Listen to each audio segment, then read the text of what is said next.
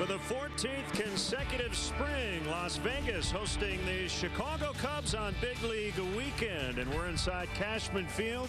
Big crowd on hand at St. Patrick's Day as the Cubs take on the Cleveland Indians in Cactus League action. Hope you're having a wonderful St. Patrick's Day weekend. A lot going on here in Las Vegas. Big League weekend, NCAA tournament. Happy holidays to you and yours. And Jim, we're going to focus in today on a couple of guys as we near the end of camp. One young incumbent, Addison Russell, and one veteran newcomer, Chris Jimenez. Yeah, and Addison Russell, this is a big year for him. He kind of has plateaued. Last year had injury problems, had some off-the-field issues, played 110 ball games. So this is a really important year for him to step up. So far, so good. He's had a very nice spring training, hitting for average, driving in a lot of runs. Chris Jimenez, a veteran backstop, kind of fits that profile. Real good defender throughout his career. Has not done a whole lot offensively, but he's having a very nice spring in competition with Victor Caratini to be the backup catcher. It looks like he's got the inside track. Jose Quintana will be stretched out a little bit more today as we kind of count down to his first start, including today. He'll have 3 more here in spring training. Yeah, Monday the Cubs were off. He pitched a simulated game through 5 innings, through 63 pitches, so he's on target, has been throwing the ball well. Really good after joining the Cubs last year, won 7 ball games, pitched with 3 and change ERA. He's been a remarkably consistent pitcher throughout his major league career. Pretty good group here. It is split squad for both the Cubs and the Indians, but Chris Bryant, the Las Vegas native, is here. Anthony Rizzo in the lineup. Lindor and Kipnis in the Indians lineup today. A little breezy in Las Vegas, but a big crowd here as the Cubs take on the Indians. Next. Oh, I stopped wearing clothes. Oh, I guess about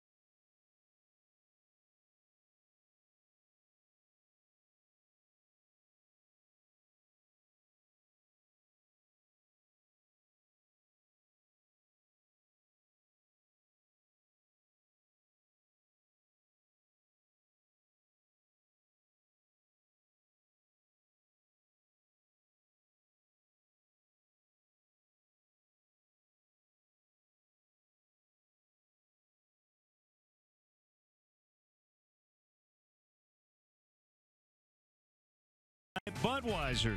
Join the team that enjoys responsibly. Budweiser reminds you to drink wiser. Ford inviting you to visit your local Ford store or buyfordnow.com. Xfinity has the largest gig speed network serving more homes than anyone else. Blue Cross Blue Shield of Illinois. Choose Blue Cross and Blue Shield of Illinois, the card to carry through it all. Volkswagen. Visit your local Volkswagen dealer or VWdealer.com for the Volkswagen dealer near you. And by Southwest Airlines. Yes to low fares with nothing to hide. That's transparency.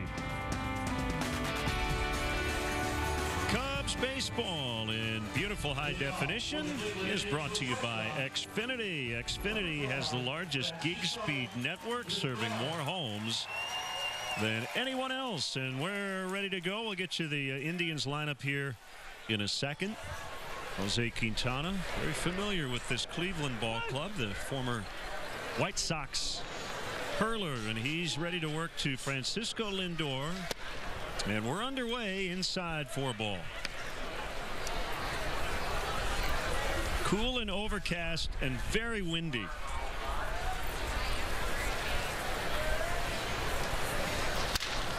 Broken bat grounder right to the Vegas native Chris Bryant. 2 pitches and 1 out. The Indians have played 24 games this spring. They've hit 43 home runs, and the ball flies here at Cashman Field. Davis coming up. Kipnis, the Northbrook native. Mike Napoli may be auditioning for a job somewhere else. Diaz at third. Upton in right. Bradley Zimmer is in center. Eric Haas catching. And Greg Allen is in left. This is very atypical for a game here in Vegas, isn't it? I mean, the wind, it's always windy, but it's usually warm, and the ball typically jumps pretty well here. Davis takes a strike. He's back with the Indians, for whom he hit the big game tying homer in Game 7 of the World Series off Aroldis Chapman. That's low. 1 ball, 1 strike. Yeah, Cleveland's got some banged up outfielders. Michael Brantley, Brandon Geyer, and Davis and Melvin Upton Jr., who's also in the lineup tonight. Both have a chance to make this ball club. 1-1 from Quintana is hit foul out of play. The lights are on here late in the afternoon. Well, let's show you who's where for the Cubs this afternoon/evening. Zagunis plays left. Hanneman has very good speed in center. Jason Hayward has 5 Gold Gloves on his mantle. He's in right. You saw Bryant make the play at third. Russell and Bodie are up the middle. Anthony Rizzo's at first, and Chris Jimenez is behind the plate. 1-2, swing and a miss. First strikeout for Quintana. Well, let's take a look at our Blue Cross Blue Shield Cubs starter. It is Jose Quintana. 11 up, 11 down last year between his time with the White Sox and then the Cubs, making 32 starts for the 4th consecutive season. He's been remarkably consistent throughout his career. Earned run average of 3.53. Choose Blue Cross and Blue Shield of Illinois, the card to carry through it all. Now the Major League spring training home run leader, Jason Kipnis. He's hit 6 in 12 games of work. Strike called. The other split squad game is over. In Mesa today, the Indians beat the Cubs 5-1. Kyle Schwarber doubled and tripled for the Cubs. Ben Zobrist hit a home run. So what you're saying is this game takes on added significance. This is a big game to split this doubleheader. This Mesa Vegas double dip between these two clubs. Both teams are wearing the green caps here on St. Patrick's Day. Might we see more high fastballs this season, with everyone talking about launch angle? Yeah, I think it's an emerging trend. I think, so many hitters are now changing their swing to try to get the ball in the air and trying to slug, and pitchers are thinking about countering that. Nice piece of hitting by Kipnis. So he keeps his hot spring going. Came in at 471. Well, this is an elevated fast. Kipnis just able to lash it into left field. Quintana's capable of doing that. He can work north and south very well with his curveball down. He'll go down and then up with the fastball. Mix in the changeup. Very good at throwing his fastball in on right-handed hitters. But yeah, I think we expect to see pitchers work up in the zone a little bit, forcing fastballs and up out of the zone, that chase fastball up around the letters. Mike Napoli, playing first base, takes a strike. He's with the Indians on a minor league deal, and it's pretty much a showcase unless there's some sort of injury, because they don't have a spot on their roster. So Napoli back with the Indians this spring, and a lot of it's just because his manager, Terry Francona, loves him.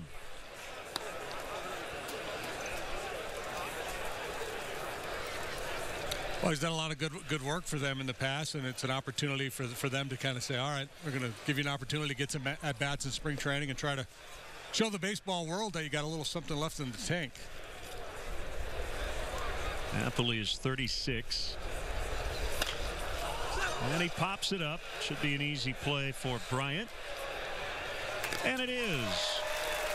A hit, no runs for the Tribe. The Cubs are coming up from Las Vegas when we return.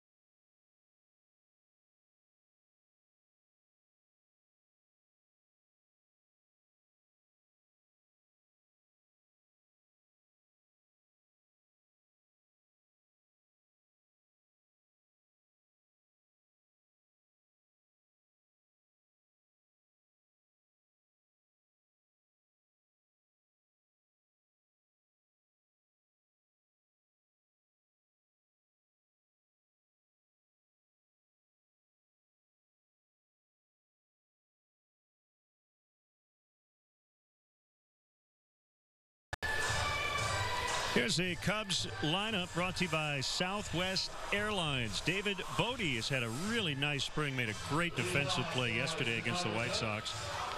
Brizzo, Russell, Hayward, Jimenez, the catcher, we talked about him in the open. Mark Zagunis in left, Jacob Hanneman in center.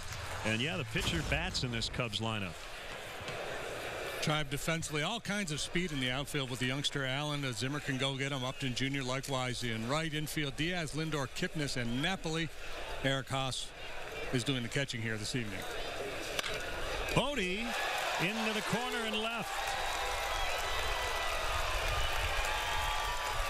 That is a leadoff double for David Bodie. Good start. Yeah, David Bodie's been a fun guy to watch play this spring. He can play all over the diamond, all the infield positions. As a minor leaguer, he's done that. He's also played left field and right field. Emerging offensively, too. He had 14 home runs at AA last year. He'd never really been much of a power guy. He was an all-star in the Southern League, and then he was an all-star in the Arizona Fall League. Big hand for the hometown hero, Kris Bryant. We typically do not make big predictions, but I'm going to make one. We got this game here, and then tomorrow afternoon, and my prediction is Kris Bryant will hit his first spring home run before we leave Vegas. You know, you probably could have gone down to the casino and I could have placed a wager. There's a base hit. Bodie will stop at third. Franklin Font is coaching third this weekend. And the Cubs in business. Well, young left-hander Ryan Merritt pitching for the Indians here tonight, and he's in a bit of a bind already. Double single to get things started. Made 4 starts. Last year he made 4 starts with the big club and performed well, albeit limited work. Had a very nice year down at AAA. He's out of options and doesn't appear to have a spot on this club right now. Finesse style left-hander, good changeup, pretty good breaking ball, typically very good fastball command. Facing Anthony Rizzo with the infield back, except for at third. And Rizzo takes ball 1. I'll get this out of the way early. If it were a meritocracy, this left-hander should make their club because he's been really good in the big leagues. Very small sample size, but 9 big league appearances, 5 starts. He's got a 171. Yeah, and he's a lifetime minor league record of 56 up, 36 down with a 333 earned run average. His problem is Cleveland has a really good rotation, and he doesn't seem to fit in the bullpen with his stuff. It's going to score the first run as the Indians turn 4 to 6-3. So no RBI for Anthony. Bodie is in, and it's 1-0 Cubs. I should note the last game the Cubs played in this ballpark, last March, they scored 22 runs against the Reds. So it can get a little out of hand here. Yeah, especially when it's warmer. It's hard to tell with the flags. They can be a little deceiving. When we were down on the field before the game, I threw a little grass up in the air, and it seemed to be blowing in. It's kind of swirling. Addison Russell. See, now that looks like it's blowing out. Yeah. We've got very high wall here, and the dimensions are not particularly deep except for center field, which is where he just hit one. And it will go, a home run. Well, right on cue, Addison Russell with a home run, and the Cubs lead 2-0. That was a loud crack of the bat. We talked about Addison in our open. This is a very important year for him. He struggled last year, had the injury issues. A couple of years back, we talked about Russell in the same vein as Francisco Lindor and Carlos Correa, and those guys have really kind of stepped to the head of the class. So this is a year where he can really reassert himself, get back into that conversation, and that's a beautiful swing of the bat.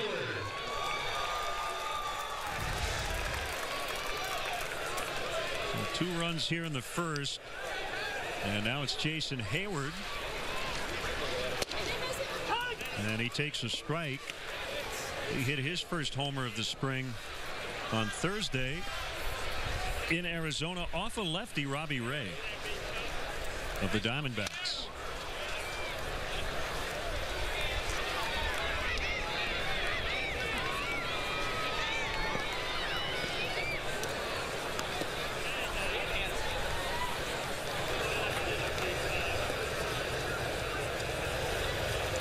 Two strikes on Hayward.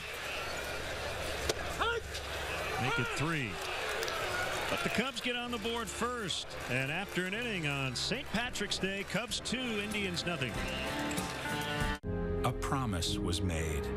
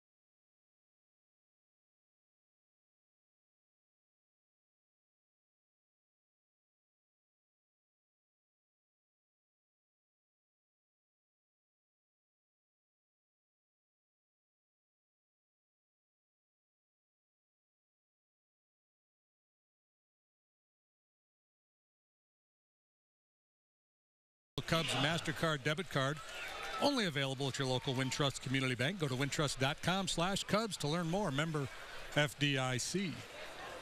2-0 Cubs lead. Addison Russell with a home run. His second of the spring.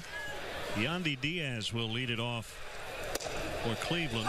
He's hitting .357 and takes a strike.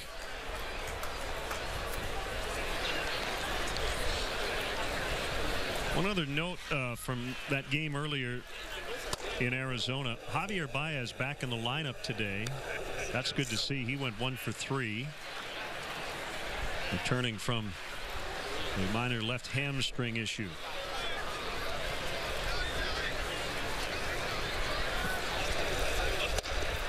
And who knows, I may have other notes from that game, but for now, that's it. Yeah. We might spread them out, those. The game moves. We might need some later on.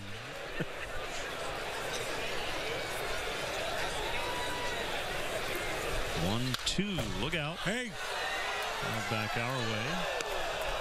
Looks like a sellout here at Cashman Field, and this will be the last year we come to Cashman Field. They've got a brand new AAA ballpark set to open next season, and more on that a little later.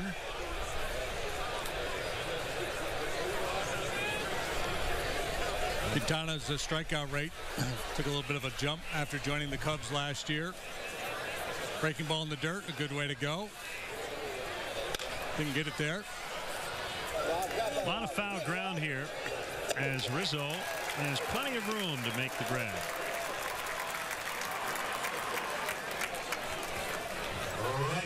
You know, if you're going to teach a young player, young kid who had interest in being a pitcher, mechanics, Quintana would be a good guy to study. It's a very simple delivery, not a lot of wasted motion, very balanced over the rubber, nice smooth delivery, doesn't appear to be ever pushing the ball.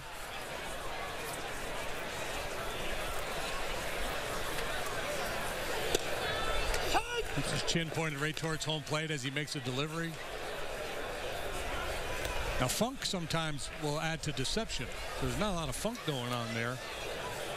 It's good, clean delivery.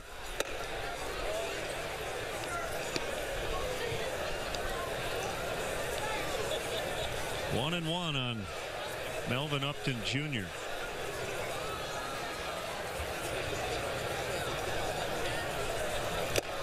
Foul tip to make it 1-2. Jose scheduled to pitch the 4th game of the regular season. That'll be the Sunday afternoon tilt in Miami. Final game of that season opening series.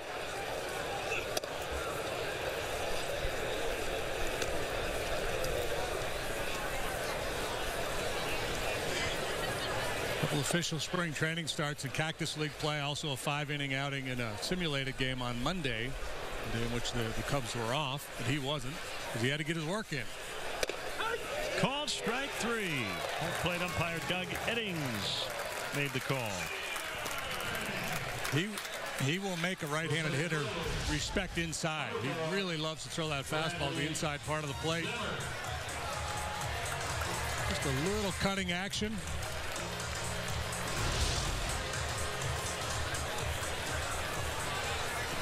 And once you establish that, second time through the order, you can start going soft with a changeup or the curveball, a little backdoor breaking pitch.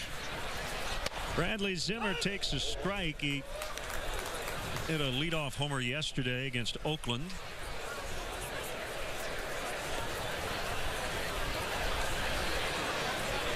And he takes up pretty much all of that batter's box.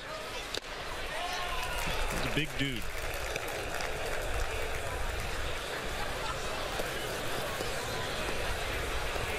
We will see the Indians home and home in interleague play this season. And games will come early. We'll head to Cleveland in late April, and the Indians come to Wrigley Field in late May.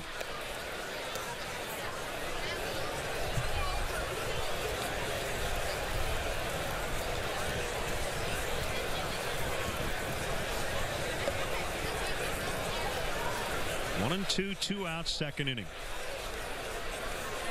Go back upstairs. Get him to bite. Good pitch. Good try.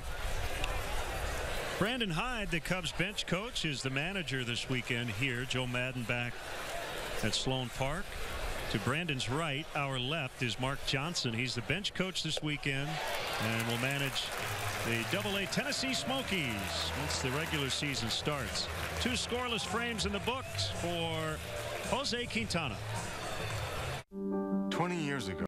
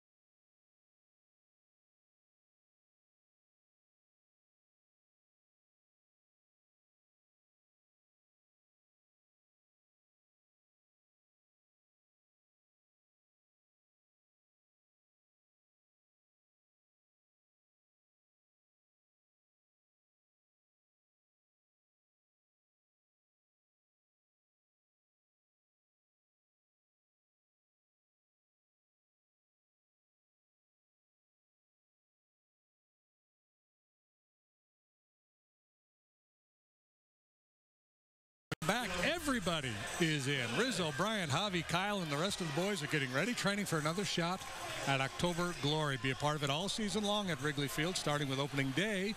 A limited number of tickets are available for our home opener Monday, April 9th.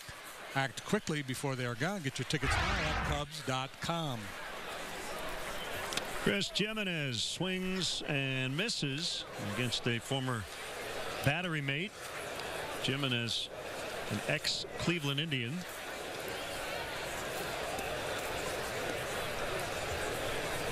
Probably the most famous note about Ryan Merritt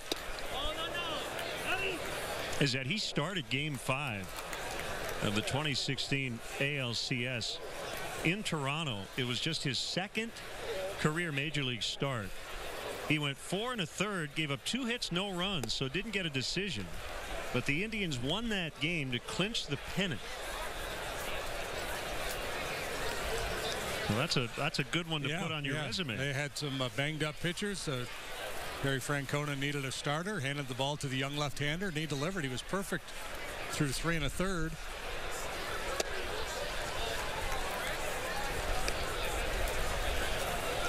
We saw the Indians last week in Goodyear, and again, our condolences to Terry. His father Tito passed away recently. So, tough time for Tito. Yeah, and that's his nickname too.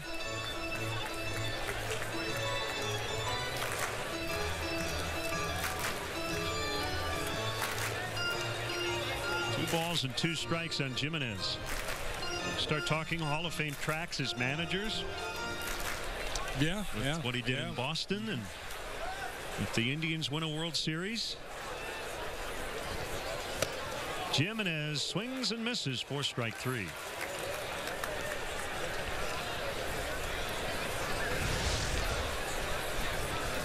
Down below the knees goes Merritt to get the swing and miss.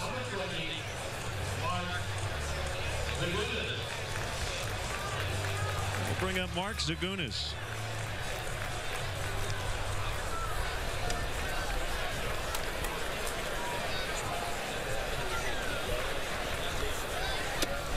He really wants to get back to the big leagues for a lot of reasons, and one of those has to be that he went 0 for 14 last year. as a major league hitter, so you don't want your career average sitting at 0. But talking to people who know Mark well and who've watched him a lot in his minor league career, they say he looks a lot more relaxed this spring. So maybe getting that first stint out of the way has been a good thing for him. Just being around the club a little bit, whether it's spring training or a little cup of coffee during the regular season. Zimmer back now in, and it cost him. That's a blue pit.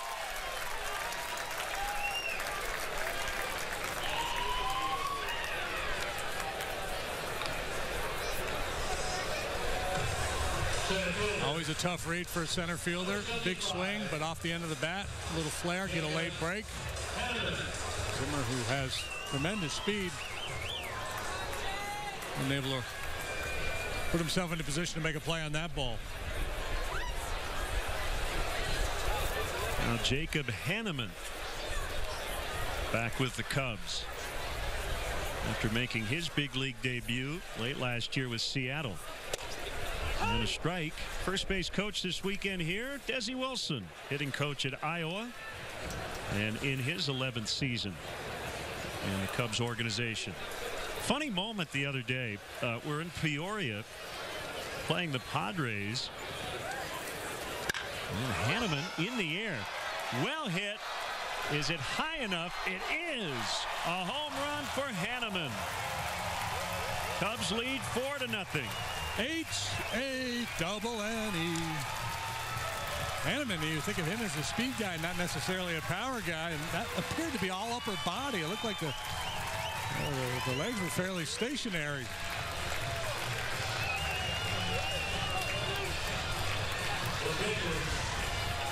Let's see.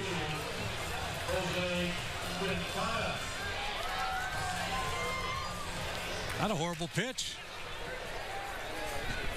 Is that what you used to say? All the time. You could justify any. Skip, it was a good pitch. Quintana flies to Upton. Do you know how many times I've hung that pitch and they popped it up?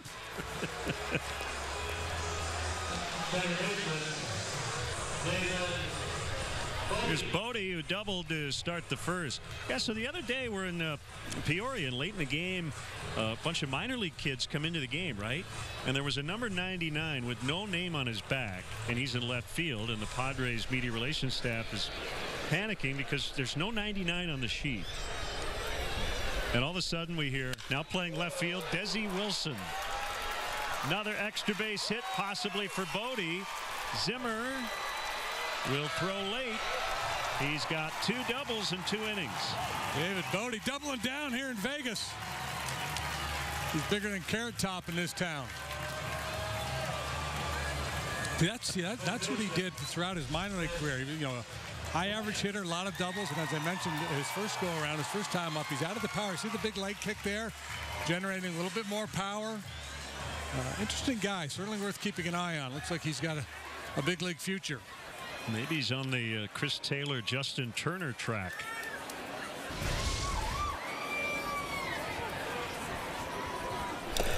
In the dirt to Bryant. Yeah, so Desi got a kick out of it, said maybe I'm making a comeback. He was not playing left, but the dugout loved it, and only in spring training.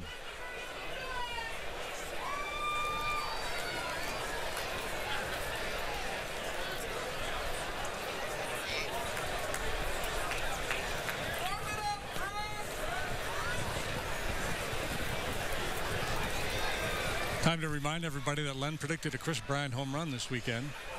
I did. He hangs him that changeup.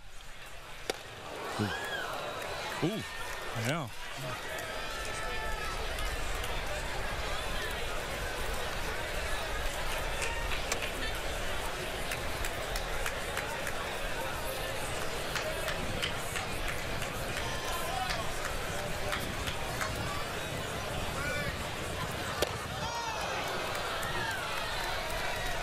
One and two.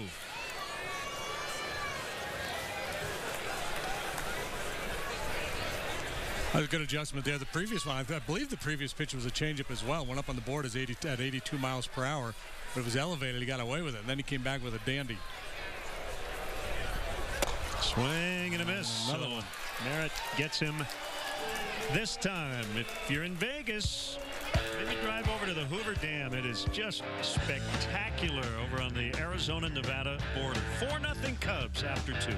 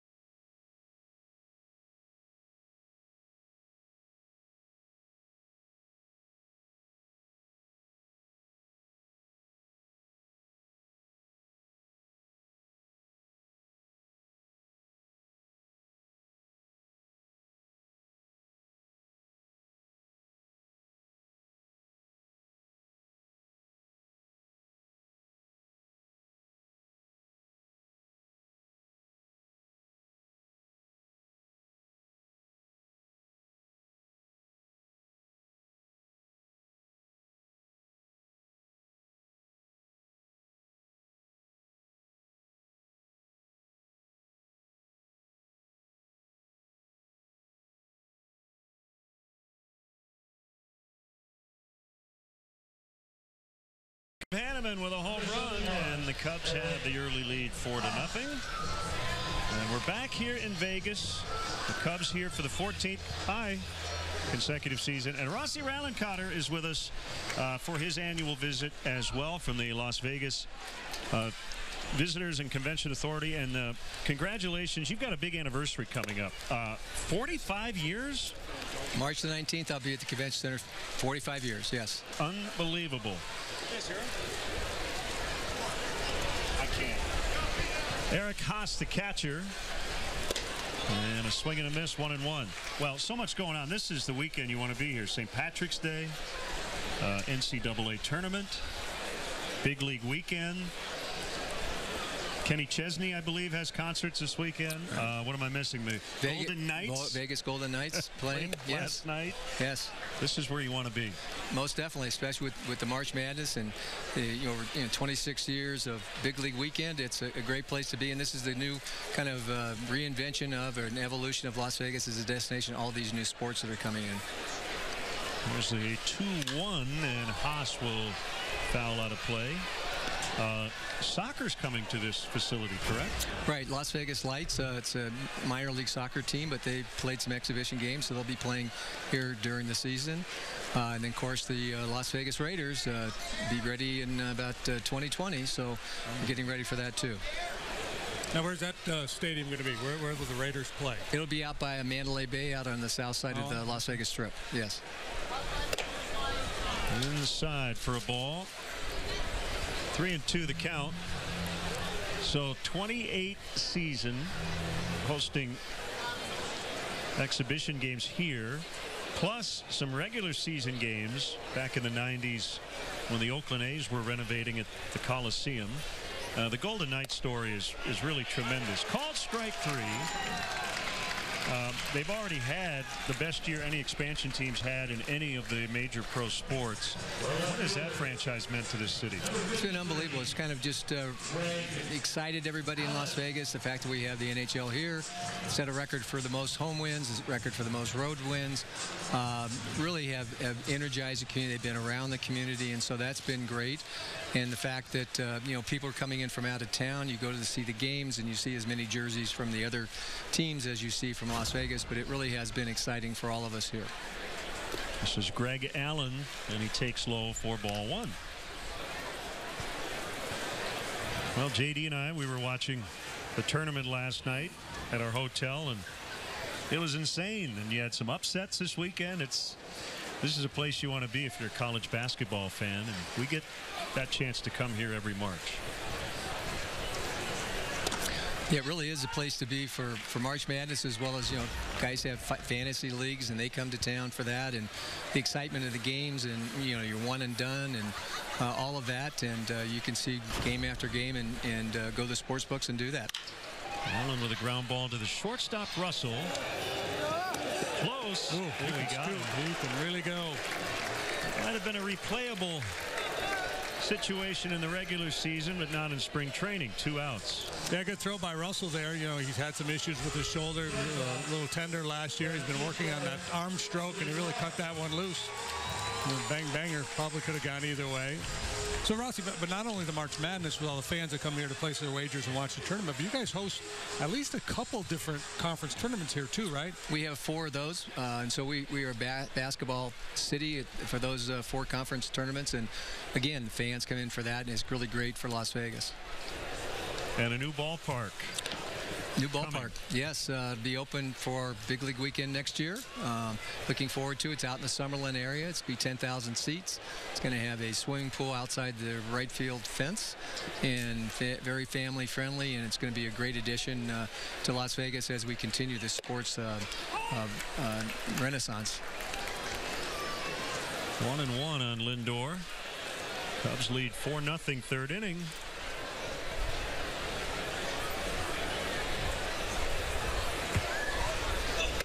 So, I know you never want to ask a question with 2 strikes and 2 outs, but I'm going to ask it anyway. 45 years in this gig. I mean, the changes must be enormous, what you've seen over the years. When I started with 27,000 rooms, 8 million visitors, and I've seen it evolve to 42 million visitors, and all the things that have happened in Las Vegas. And we continue to reinvent ourselves, which makes us successful, most exciting city in the world, and we continue to do it day in and day out. Congratulations. Thank you very much. I appreciate it. 4-0 Cubs in the third. The food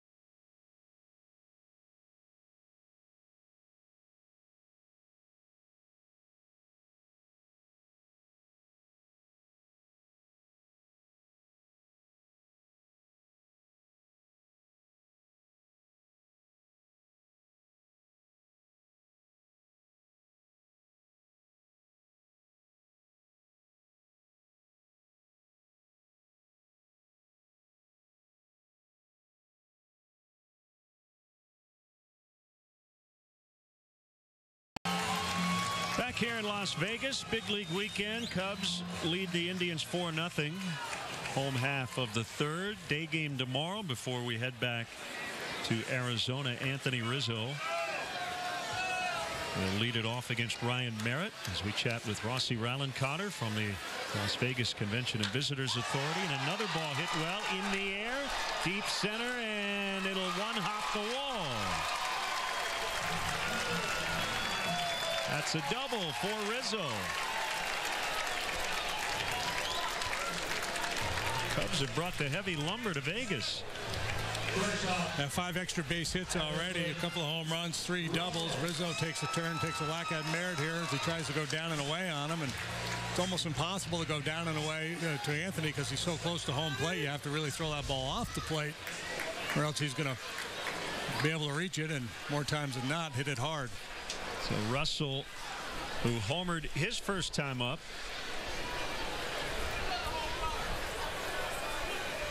And he takes low. This has been, Rossi, a hotbed of big league talent. Cub fans know about Greg Maddux, the Hall of Famer, but just the current crop.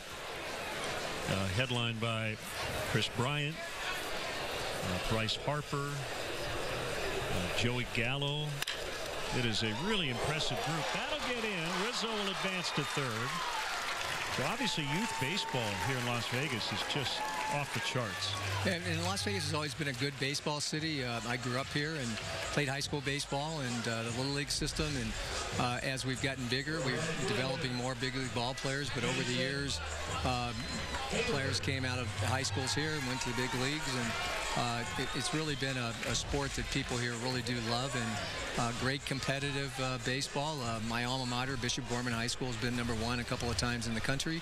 So a lot of interest, a lot of support for it. American Legion Baseball, the Little League Baseball programs, and so it's really a unifying thing for all of us. Seems like every team we play, I say to Chris, hey, this Anderson kid, did you play against him growing up? Yep. Rizzo's in as Hayward singles into center, 5-0. 3 straight hits to start the third. There's been a lot of slugging. This was a bounding ball in these hard-baked infields. The ball had a lot of pace. And then the mishandle by Zimmer out in center field, maybe taking a peek at Addison Russell as he approached second base. So this ball's got a lot of topspin on it. Watch this bounce right here. Just scoot right into center field. And as Zimmer's peeking at Russell and doesn't make a play on the ball. Jimenez with runners at first and third. Indians will try for 2, and the pitch is down for a ball. Well, I know you sit and calculate every visitor who comes to Las Vegas, right? It's really unbelievable the amount of tourists and people who come from not only around the country every year to Vegas, but from around the world. Most definitely. And the fact that we get about 8 million international visitors coming to our city, which is a big growth market for us. But it's conventions, people coming here for entertainment, relaxation. So we have something for everyone, a price point and a product that they can enjoy. Swing and a miss. 1-2. 43 million visitors on average. 22,000 conventions. And yes, if you like to gamble, this is the place to be, but there's so much other stuff to do, as we've talked about. And just if you're into food, if that's all you're into is great restaurants, you can come here. We have chefs from around the world. We have any kind of food that you would like to enjoy. We have great shopping, golf, everything is here. And for anybody who wants to do whatever it is they do on vacation. So that's been very important for our success. Good change up by Merritt. That's the first out. We'll bring up Mark Zagunis.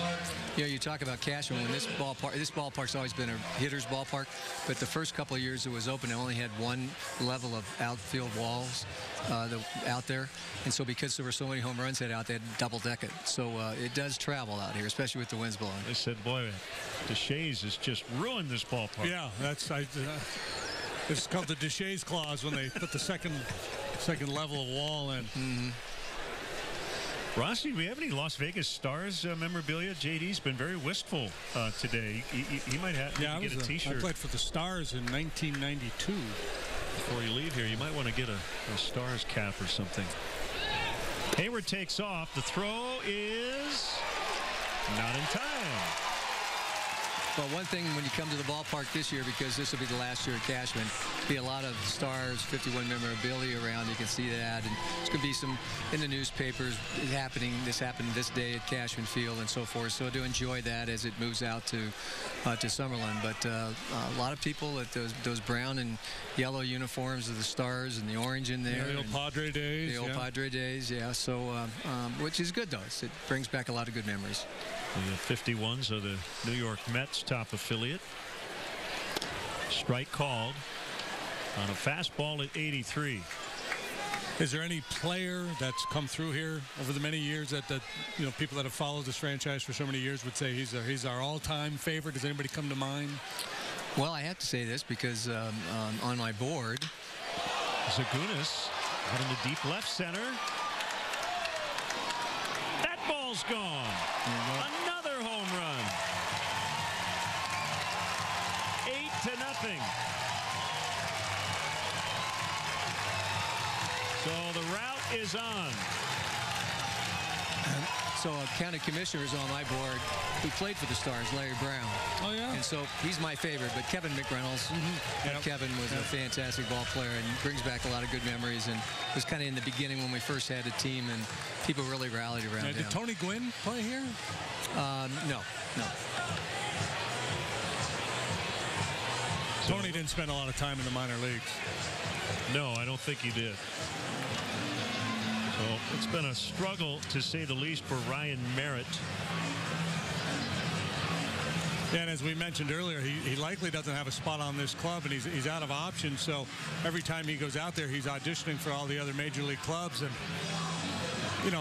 scouts aren't going to judge him based on any given appearance, especially here in spring training where it's so unpitcher friendly. But he does not appear to have any answers here tonight. Brian Sweeney is their acting pitching coach this weekend.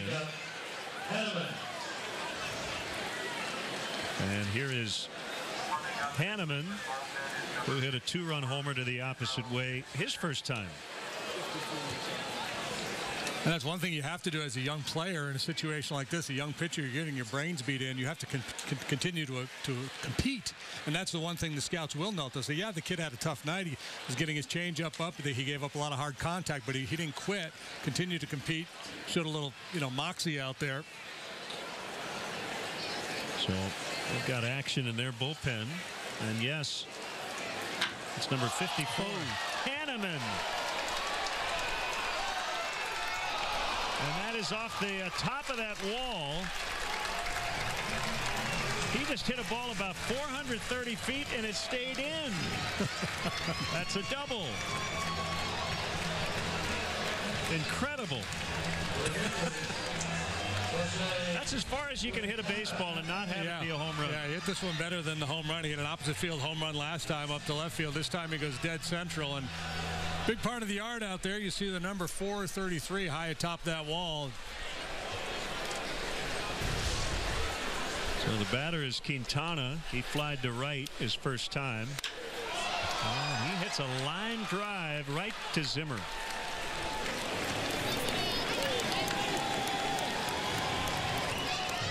So that'll bring up David Bodie. Looks like we're at another sellout here, Rossi. Every year we come here, and Cub fans travel well, and there are a lot of Cub fans who live in Las Vegas. Right, a lot of Cub fans who live here. Another sellout tomorrow. Also, there's quite a few Cleveland Indian fans, too, because many people moved from Cleveland to Las Vegas in the 50s and 60s. So, good competition. 1-0 on Bodie.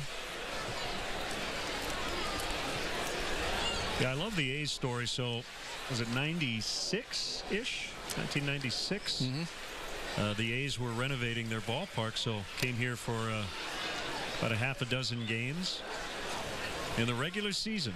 Right, that was part of the history of this facility, this ballpark, and yeah, they weren't ready for the Oakland A's stadium to be finished, so came down to Las Vegas, and again, it was a great opportunity for us to see major league games and for them to come and see Cashman, fairly regularly, with trying to get them for spring training too. But those games were very well attended. Yeah, the Blue Jays beat the A's here in their quote home opener in 1996.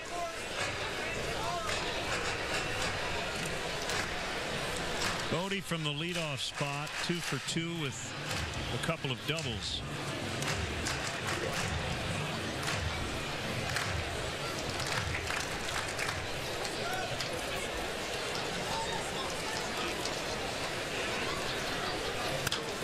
And fouled back out of play.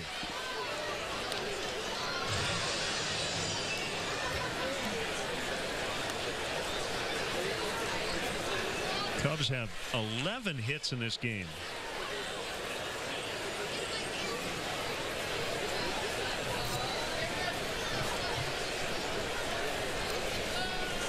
Swing and a miss. So Merritt finally gets out of it.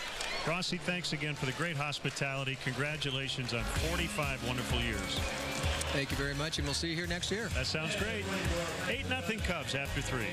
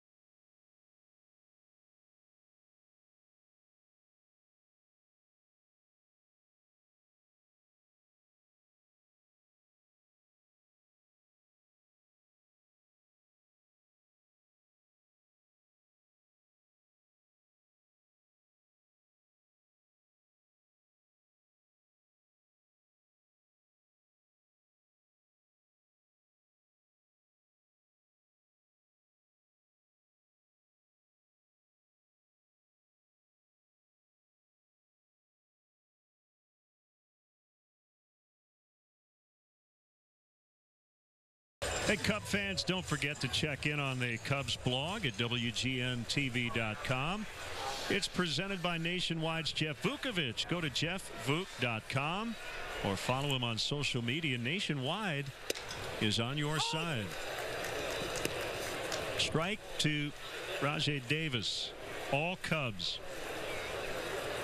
They scored 33 runs in 2 games last year here in Vegas against the Reds. Line shot caught by Bryant. Well, might as well add a little defense to the formula. The pitching has been outstanding. The offense obviously has been on top of the game, and now Chris Bryant with some quick hands to snag that line drive.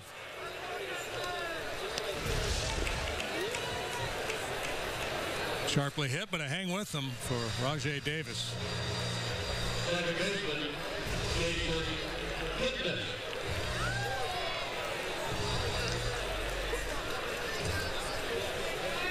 Well, Quintana in his last outing threw 5 innings, 63 pitches against Cub minor league hitters in a simulated game. I think they'd be trying to stretch him out a little bit beyond that here tonight.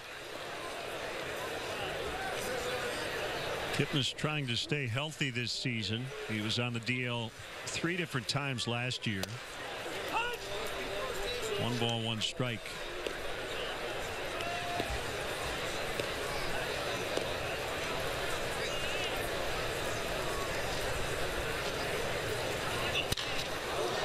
And he hit it right at Addison Russell.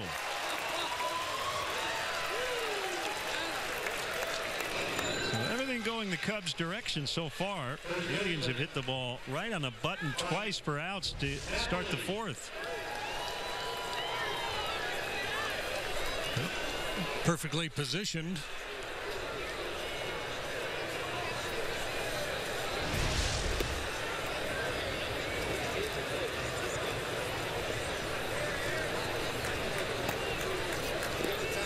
Napoli with 2 gone.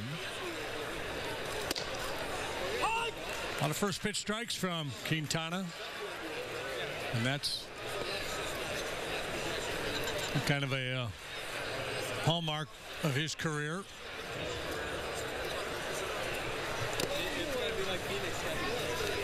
Yu Darvish hit 98 on the radar gun yesterday against the White Sox. Kyle Hendricks so far has struck out 21 and has walked none. Tyler Chatwood's been very good. I mean, this rotation we expect to be very good, and they all appear to be in midseason form. John Lester has a 193. Chatwood an 082. Hey, John Lester's going to be on David Faraday's show Monday night on the Golf Channel. That's all. Swing and a miss. He's got that kind of star power, crossover. He's going to be on Faraday's golf show. Addison Russell is going to be on an episode of Superior Donuts. On really? I think this is the date of the Cubs home opener. Yeah, he's got a little cameo on there.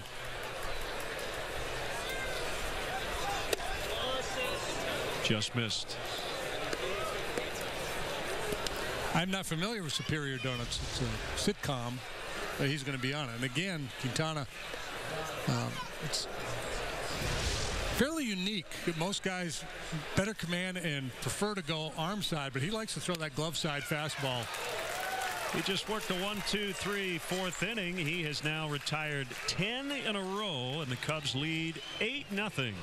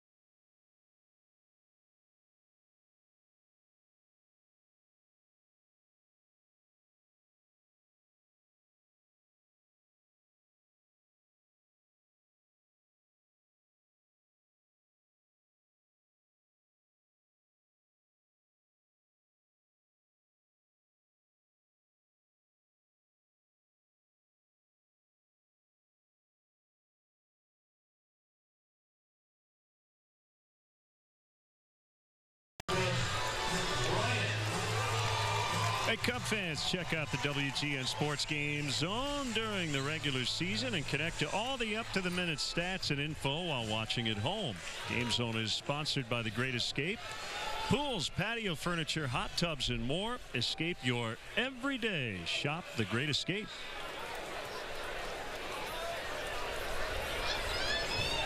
So apparently the entire ballpark can hear us.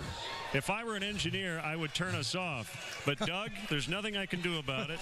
We're on television. So if someone could take care of it.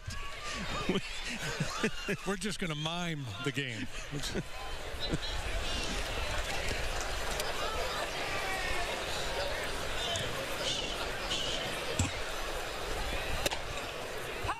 And a strike.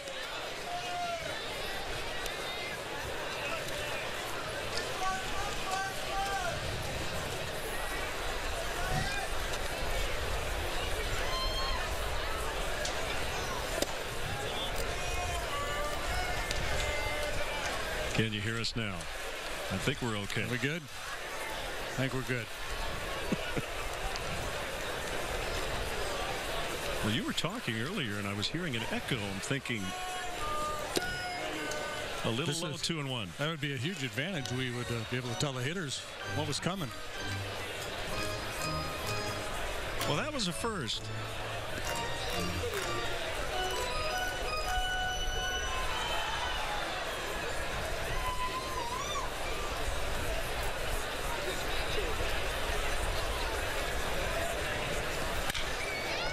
Pass to the shortstop, Lindor. So Bryant now 1 for 3. Rizzo looked up to Addis and said, I'm afraid to talk.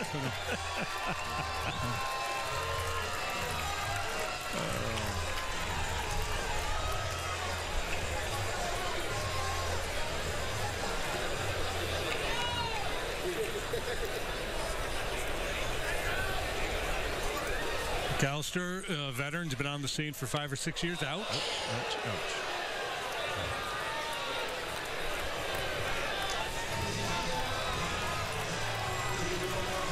He can rush it up there pretty good. Averages about 95 miles per hour with his heater. They're trying to go down and in. I guess to that end he's successful, but a little further in and a little further down than he wanted it, and certainly more so than Rizzo wanted it, because that's smart. Victor Caratini will come in and pinch run.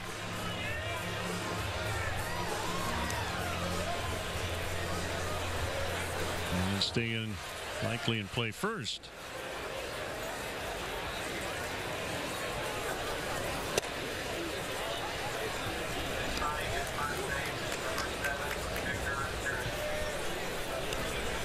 Oh, you gotta love spring training.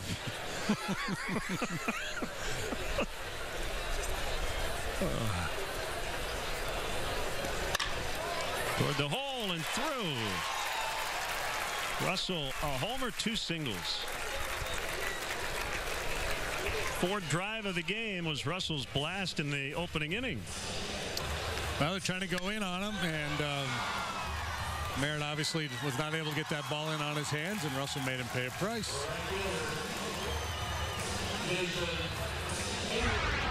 That's the stock price on Addison Russell after last year's probably down a little bit. I would invest heavily in Addison Russell right now. I think he's going to have a big year.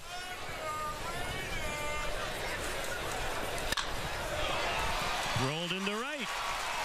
Caratini will be held by Franklin Font. I think as much as anything, the score dictating that.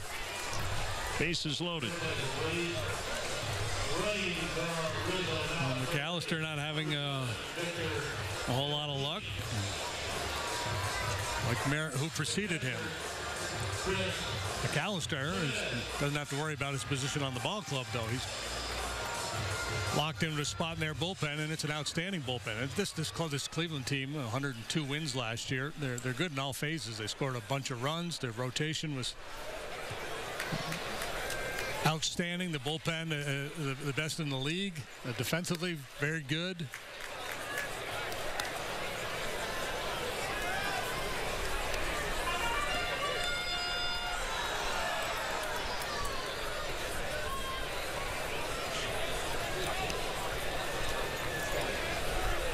Here's a pitch. It's a strike. It's 1-1.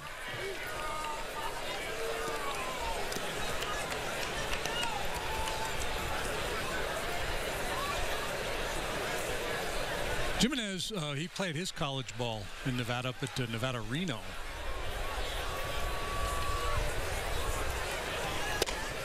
Oh! 1-2. 95 from McAllister.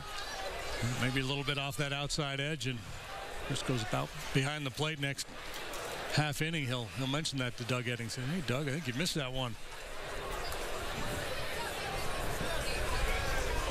All right, just be short. Got to play a little pepper. Foul territory, a play here for Napoli, and he makes a nice catch, tagging, and heading to the plate is Caratini. He will score. Cubs lead 9-0.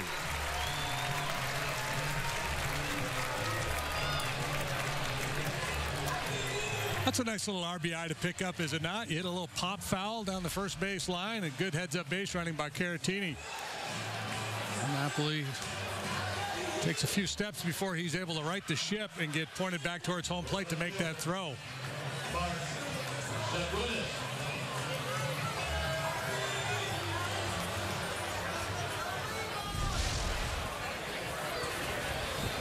It's kind of an easy read for a base runner there where the ball was on the field. He could tag up on the catch, he could come halfway down the line and continue to read it and then scramble back.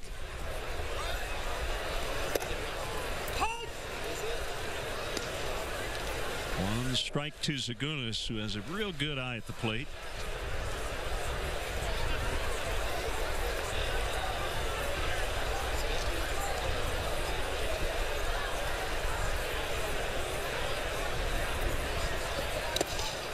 Good knockdown by the catcher Haas.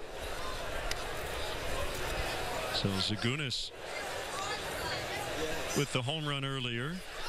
He's knocked in 3 today. Go, Oakland! Mark now 25 years of age. He was the 3rd round pick of the Cubs in 2014.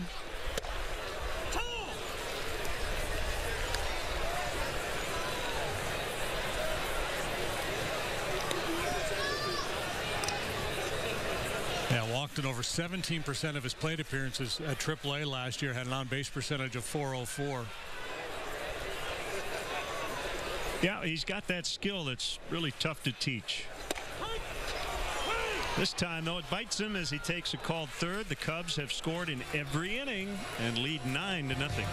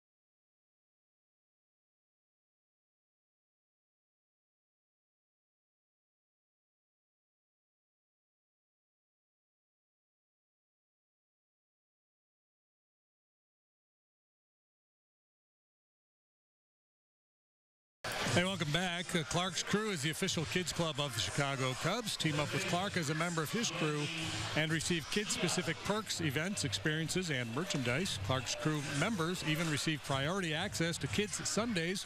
Run the bases. Visit Cubs.com/kids to sign up your young Cubs so they can be part of the fun all season long. Changes defensively for the Cubs. We'll get to those here in a second. Quintana has faced 13 men. He's retired 12 and has a 9-0 advantage. The 0-1 to Yandy Diaz. Swing and a miss. Boy, he's been really sharp. Working from in front, working quickly, up and down with the heater. Good curveball. Hasn't used the changeup much.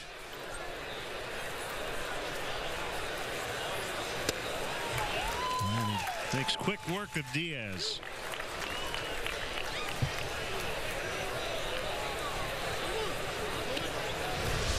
You see Jimenez with that glove saying, come on, drop it down here. And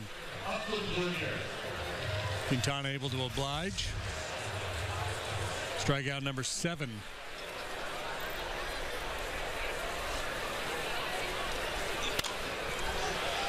Foul pop by Upton. Jimenez without a play. Caratini now playing first after running for Rizzo. Chesney Young is at short. Jason Vossler is at third, so Russell and Bryant are done for the day, and Trey Martin now in right for Jason Hayward.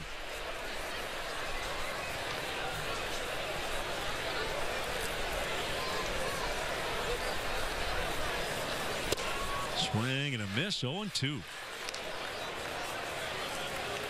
You see where Jimenez held the glove up like he wanted a high fastball, so you would think that, well, Quintana missed his spot by throwing it down. Maybe that's the case, but maybe not. Sometimes as a pitcher, you just disregard that because you know by going down as opposed to up, it's not going to mess the catcher up. You're not going to cross him up.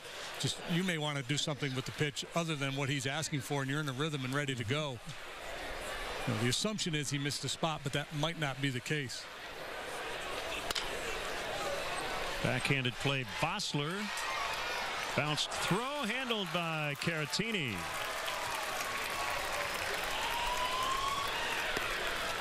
Defensive changes for the Indians. Now playing third base, number 86, Jason Vossler. Now playing first base, number 7, Victor Caratini. Has to unload in a hurry. Doesn't get a whole lot on the throw, but Caratini able to pick that difficult in-between hop to bail him out.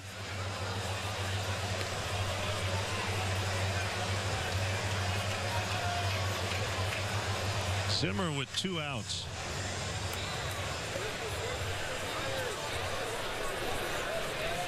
Quintana's been quite efficient. Just under 60 pitches. For the Indians, center fielder, Bradley Zimmer.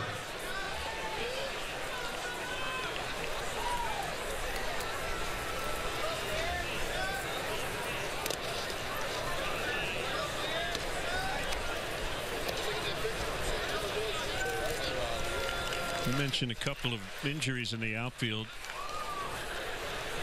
Guys returning from surgery. Michael Brantley, ankle surgery. Brandon Geyer, wrist surgery. Zimmer will play center. Diving stop. What a play. Caratini looking a lot like the guy he replaced, Anthony Rizzo. 9-0 Cubs in the 5th.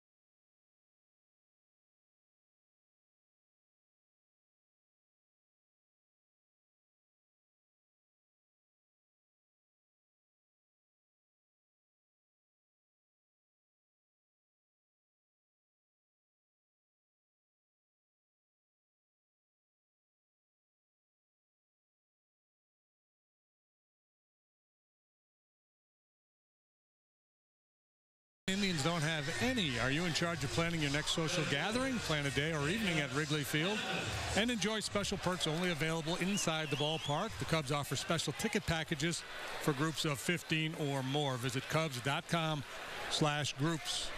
Jacob Hanneman, 2-run homer and a double.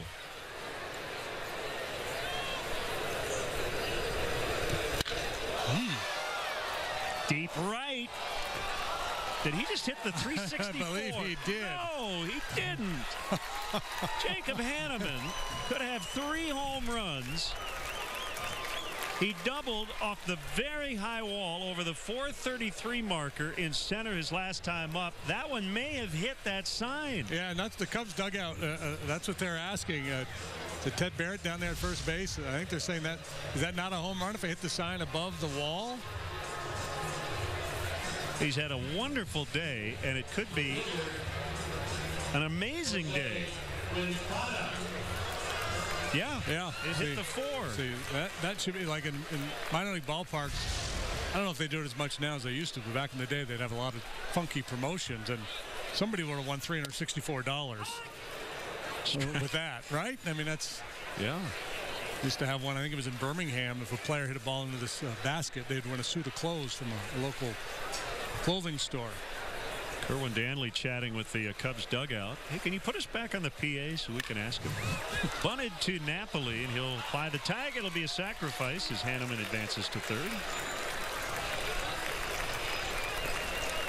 Yeah, we can have an interactive broadcast. We could wire the umpires, a couple of the players, and we just talk to them throughout the whole game. Yeah.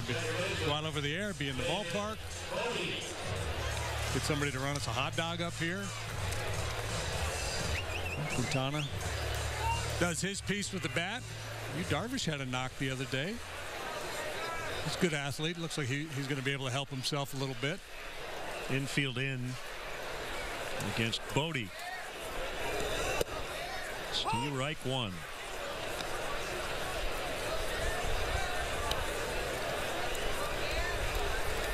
Boy, so many missed opportunities now that we had a captive stadium crowd in a good 10 minutes. 1-1. Well, you can tell it's spring training, right? It's 9-0. You normally wouldn't play the infield in here, but in spring training you do.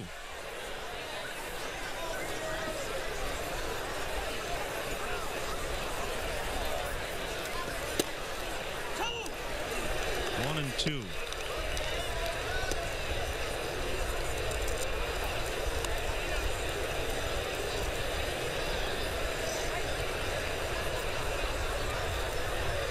Doug Eddings has actually been fairly generous off that outside corner tonight. The Cleveland pitchers just have not been able to exploit it. They haven't gone out there enough. Ground ball under the glove of McAllister, but Kipnis will make the play. Hanneman holding. And there are 2 down. And here's Jason Vossler. Number 86, Jason Vossler.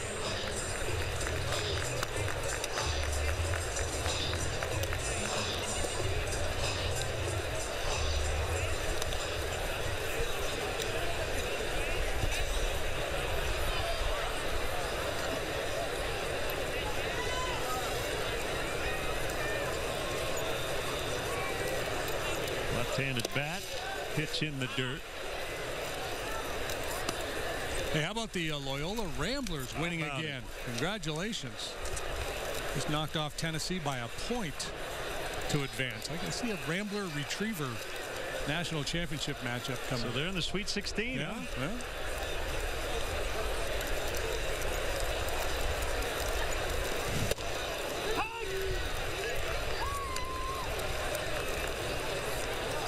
One and one.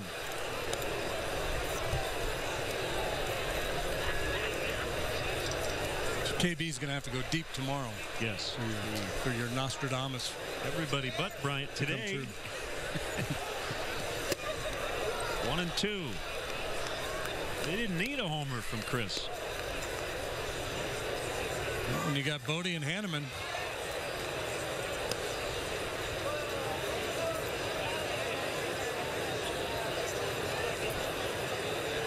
As I look around the outfield wall, there are 2 little areas that are higher than the high wall, and Hanneman has hit both. Called strike 3. So Hanneman stranded at third, and for the first time today, the Cubs do not score, but they lead at 9-zip. Escape into the forest.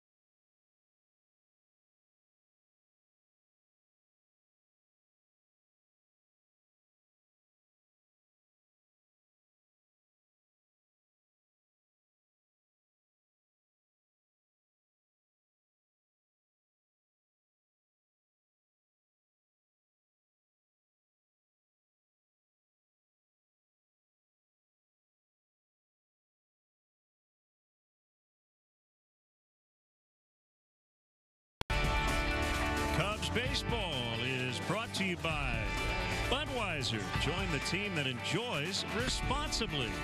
Budweiser reminds you to drink wiser. Yeah, Tim Buss, the Cubs strength coach, and the Newton, Iowa Hall of Famer, getting into the St. Patrick's Day vibe. He brought out the Cubs lineup card today. And you know he's popping off with the 9 runs going up on the board. For sure. Might have to wear that outfit tomorrow. You'll want to Eric Haas. Yeah, happy St. Patrick's Day, everybody. Hope everybody's having a good time. Hope everybody in Chicago's staying safe.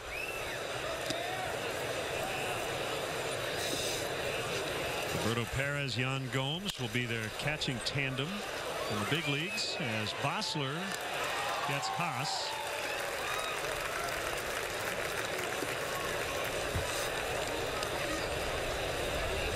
Take home a game used or autographed item and help benefit Cubs charities. Cubs Authentics is the premier outlet for all MLB authenticated Cubs memorabilia.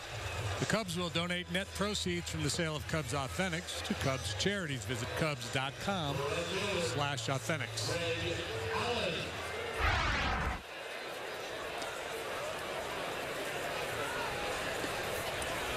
Greg Allen. I guess the ball hit the bat, not him.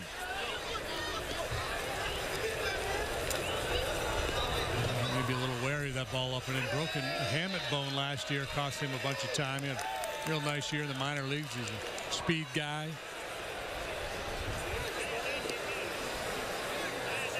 San Diego State product, like Kerwin Danley, right? Yep, that's right. Played with Tony Gwynn. He flies out. Tony Gwynn, Mark Grace, Buddy Black, former Aztecs.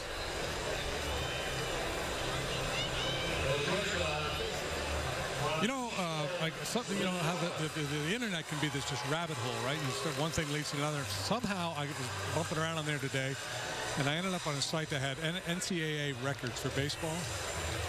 Yeah. And Jim Hickey, our esteemed pitching coach, was like number 4 all time for complete games in a season. He played at Texas Pan American. There's Hick. Chicago native on the south side. Interesting. Yeah. Great college career. Drafted by the White Sox. Played a few years in the minor leagues. You know, his father, Jim, fought Joe Louis in an exhibition in Tokyo in 1951. He was stationed in the Navy at the time. Really? Yeah. You just out-factoided me on Jim Hickey, man. I thought I had a good one. We've got a few innings to go.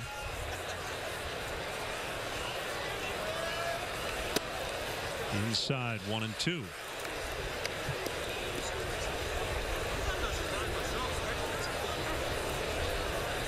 Quintana has been brilliant.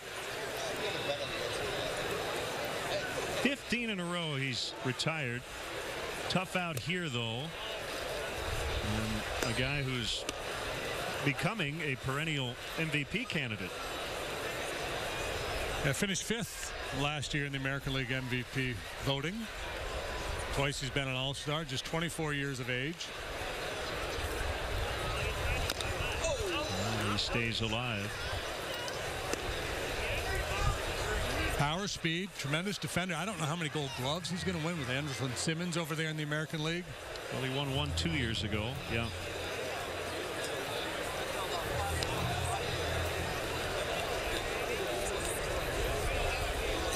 He can bunt, he can run, he can hit for power. 44 doubles, 33 homers last year for Lindor.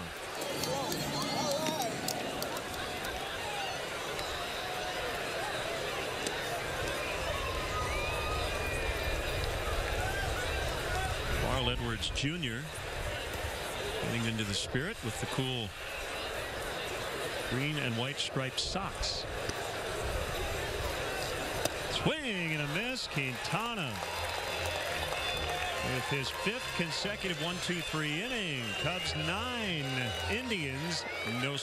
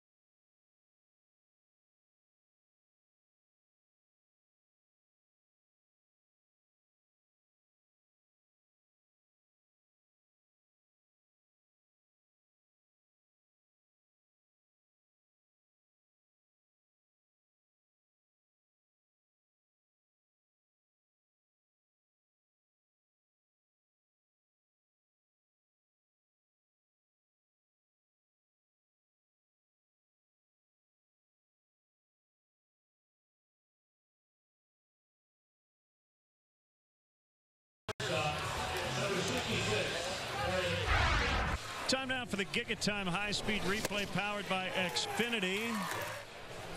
It's been Jose Quintana's day. Yeah, he's really put on a clinic, as I mentioned earlier, midseason form with fastball command and the curveball. Indian hitters have been overmatched by the crafty lefty here this evening. Gigatime high-speed replay is powered by Xfinity as Victor Caratini bounces out to start the Cubs' 6th. And with C.J. Edwards really cranking it up, that line is probably final for Quintana. Yeah, I looked as he came off the field with the fist bumps and everything, had the look of a guy whose work was done for the night, and he will feel awfully good about this outing. The only thing that will bug him a little bit is that it's during the exhibition season and not the regular season. Chesney Young now playing short. Eric Stamets in for the Indians for a Lindor short as the changes have begun.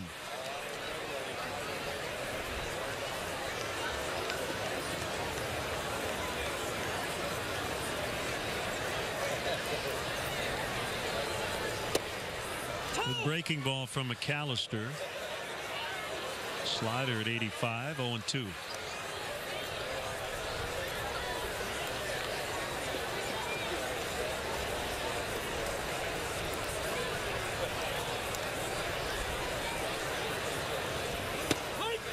And he got him.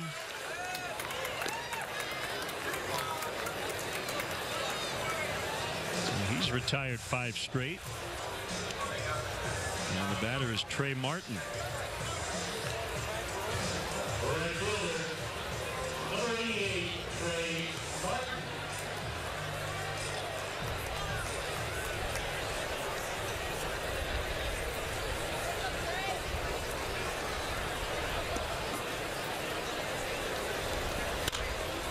Fouled off.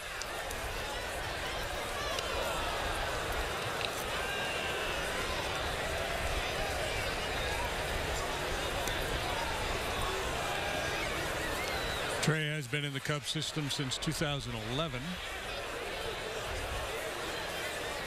265 at Double-A last year. Real good defensively in the outfield.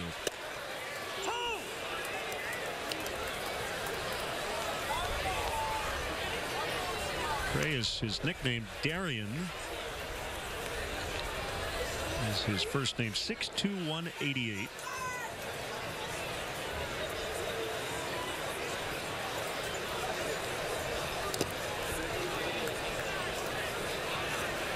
th round pick, 2011, out of Brookwood High School in Snellville, Georgia.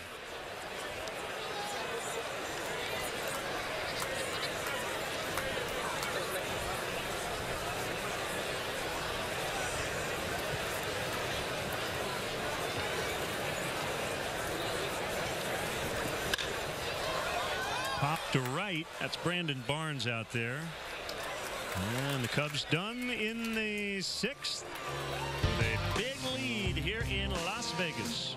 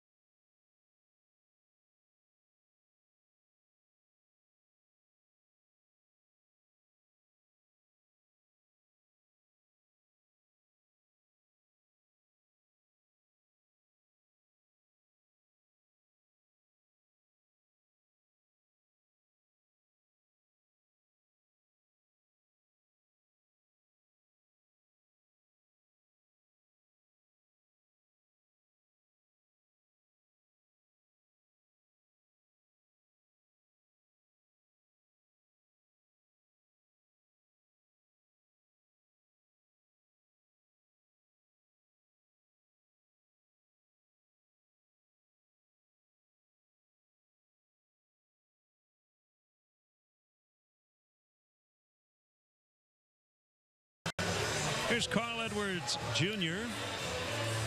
Cubs leading 9-0. First relief pitcher today after Jose Quintana. 6 wonderful innings, allowed just 1 base runner. Last year, Carl's first full season as a major leaguer, and he posted solid numbers at ERA just south of 3. Big strikeout numbers. The walk numbers a little bit higher than you would like, but that's part of his makeup and the swing and miss stuff. But if he could tighten that up a little bit, the sky's the limit for this wiry right-hander. Just kind of completely different vibe going on out there now with those socks and that green hat. I agree.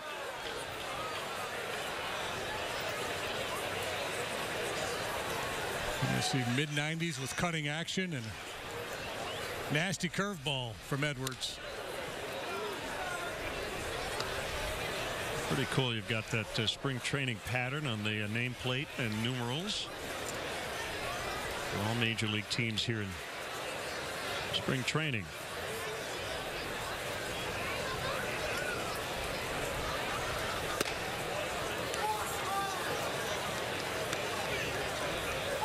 Well, Davis might be facing Edwards for the first time since he singled in the bottom of the 10th of Game 7 in the World Series 2 years ago.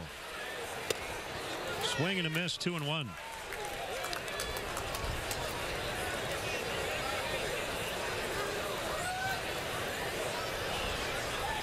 That made it a 1-run game before Mike Montgomery came on and retired Michael Martinez. I remember that. Yeah. 2-2. Stakes not quite as high this time.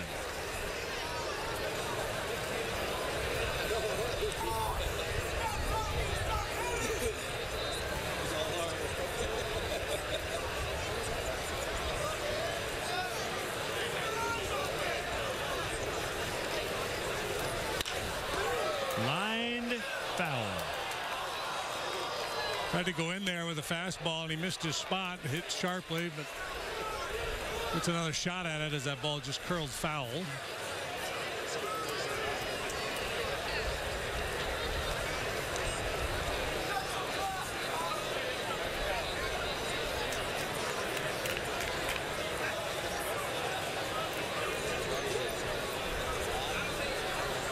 Try to bury a breaking ball here.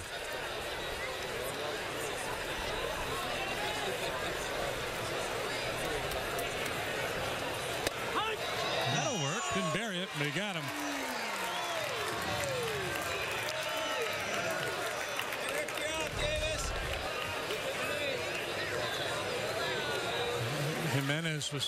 Jimenez, excuse me, was thinking, let's throw this thing out of the zone, see if we can get a chase. But the action on the curveball enough to freeze Davis and find the strike zone. That's the guys with the really good curveballs. That most times when 2 strike counts, breaking balls you want for the most part to be strike to ball. Breaking balls, pitches that show in the zone then break out. But the guys with really good breakers, they can go ahead and leave that pitch in the zone and get away with it. Not always, but more than others.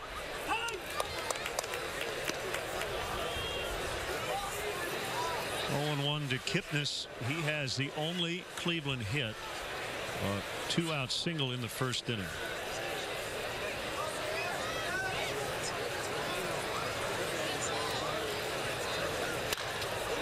And he rips it into right. 2 for 3. He's going to get a game ball tonight. Cubs destinations travel packages include tickets, hotel accommodations, ballpark tours, Cubs swag, and a private meet and greet with the current player. This season's trips to Chicago include matchups against the Cardinals, Nationals, and Reds. For more information, visit Cubs.com/destinations. Look how much fun they're having. Will run for Kipnis. Who? Drew Maggi. A good name.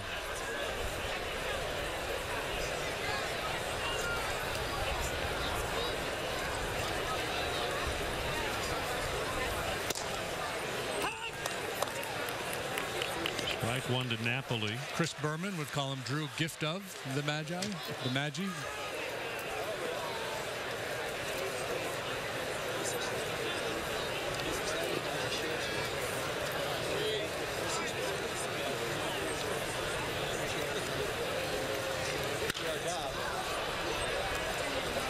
On that right field line. And good effort. David Bodie just couldn't get it. Number 70, Drew Maggi. Yeah, long way to go. Bodie's taking charge. You can see he's just screaming and yelling, trying to run everybody off. Thought he had the best shot at it. Likely he was right. Martin had a long way to go.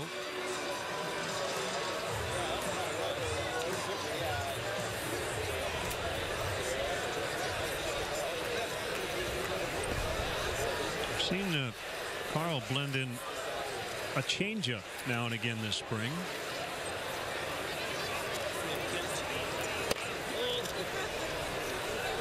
That's that four-seam fastball that has kind of a natural cutting action to it.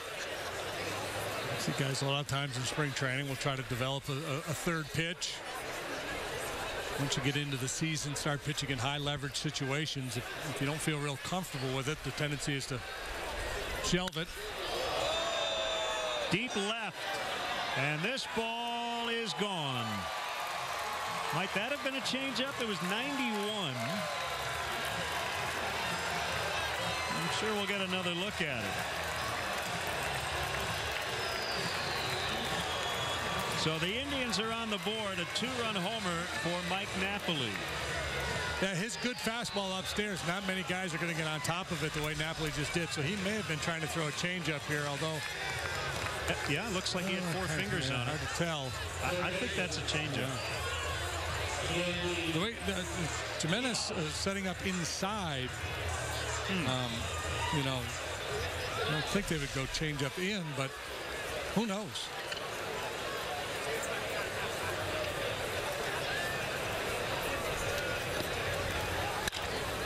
Past the mound and into center.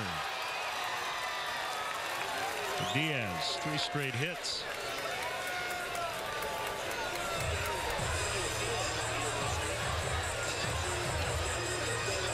It will be lifted for a runner. Underscores how good Quintana was tonight.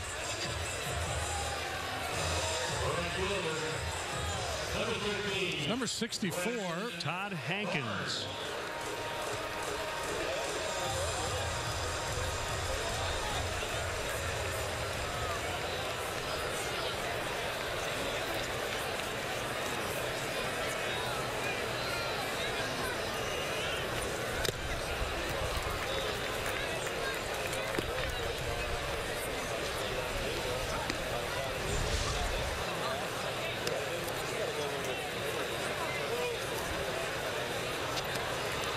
Can't tell. Yeah.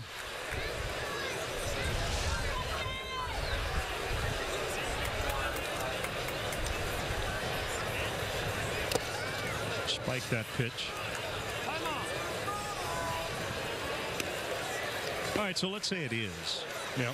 Does that make you say to yourself, all right, that's it, I'm done? Well, you have to stick with it. Yeah, you have to stick with it. Yeah, that's the thing you have to fight, and especially if it happens to you in the regular season, right? That's when the temptation really becomes, okay, I'm not going to throw this pitch anymore. And at some point, maybe that is the decision. Maybe say, you know what, this just isn't going to work out.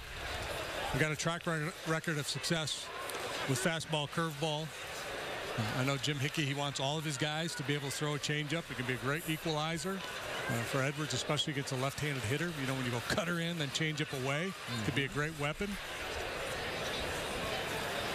I'm kind of with you, though, that in terms of what they wanted location-wise, might have just been a fastball.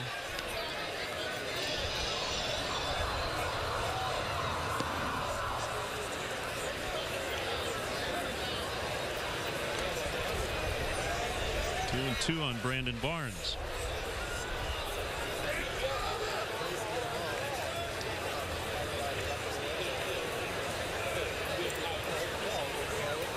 Sliding inside here.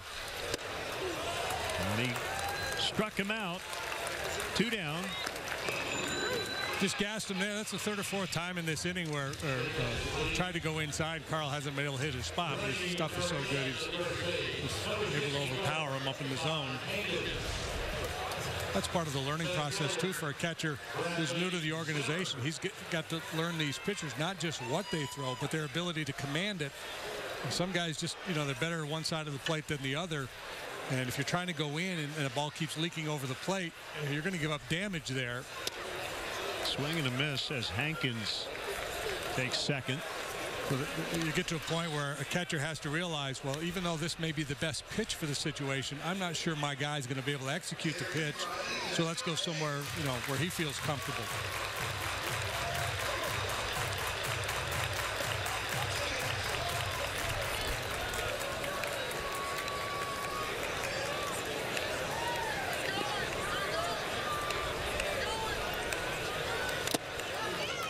If you're wondering why there are people behind home plate in Mets jackets, it's because the Las Vegas 51s are the AAA team of the New York Mets.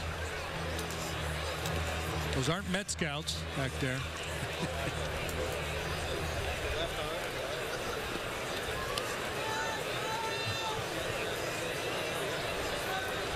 He's got a Dodger thing going, yeah. Very conflicted. He's just anti-Cub is all he is. He's got Mets and Dodgers.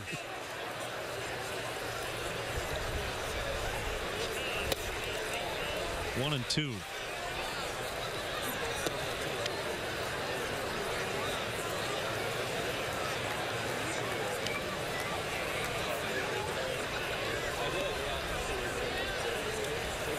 Mike Napoli with a two-run homer to get the Indians on the board. They've scored all their runs in the first 4 innings. And a couple of bounces. Young gets Zimmer. Stretch time from Vegas. It's the Cubs 9, the Indians 2. Hamilton was adopted from a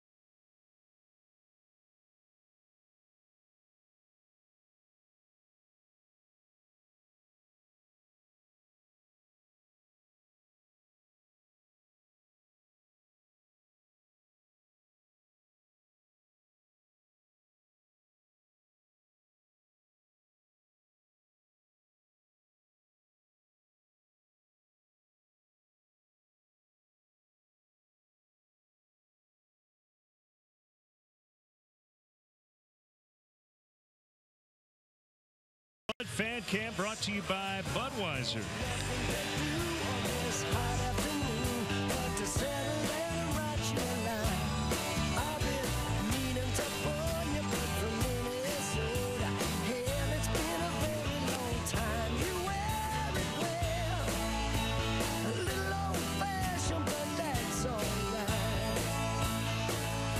Rod Stewart, you wear it well.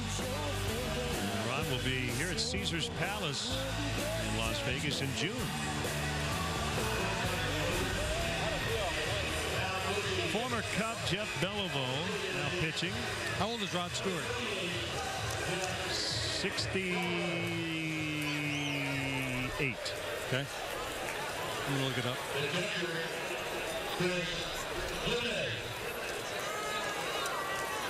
Jimenez 0 for 2 with a sac, foul out. 73. January 10th, 1945. Oh. Rod Stewart. Huh. 19 games for Toronto last year for Beliveau.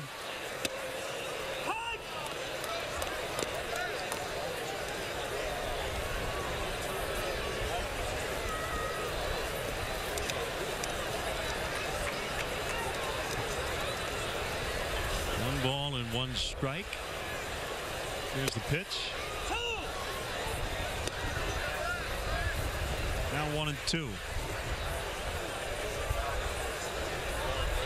Jeff was a Cub in 2012. Also big league time with the Rays in 13, 14, and 15. Not a lot.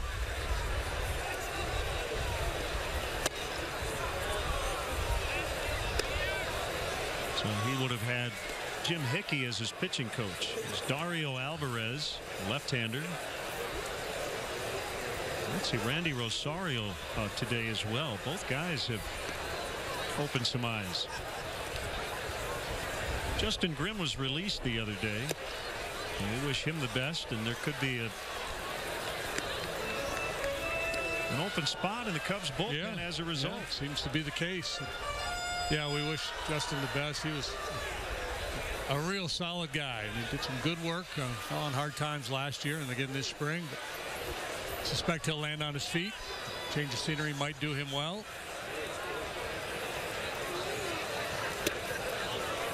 Jimenez draws the walk. Is that the first walk of the day? I believe it is.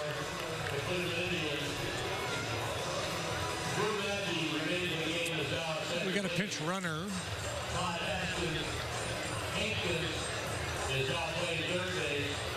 Eric Castillo will run for Jimenez.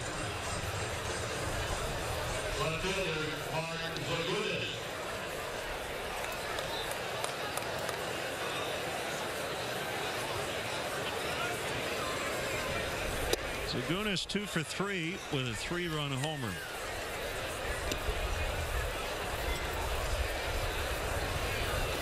Among the changes defensively for the Indians, Jack Murphy now catching.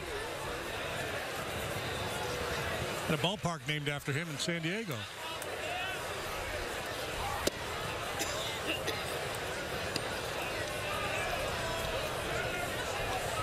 The Murph.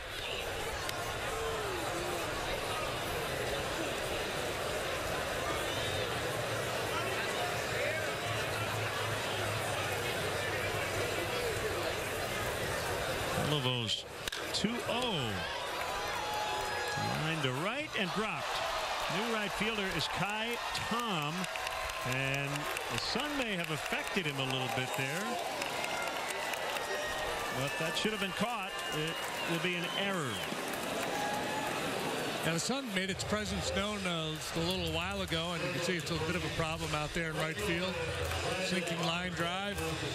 Just the way he approached it, you could tell he was having some difficulty, but should have had it.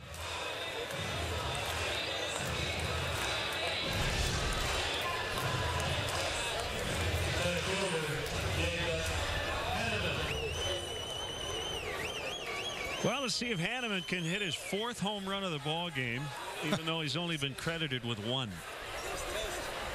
He would be lighting it up if he were playing horse. Okay, I'm going to hit it off the 364 sign. See if you can do it.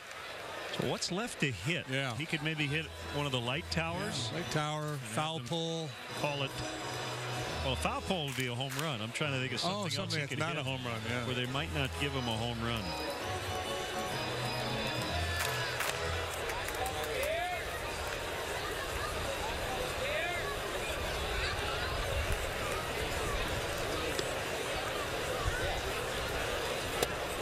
And an outstanding athlete, was given a football scholarship to BYU.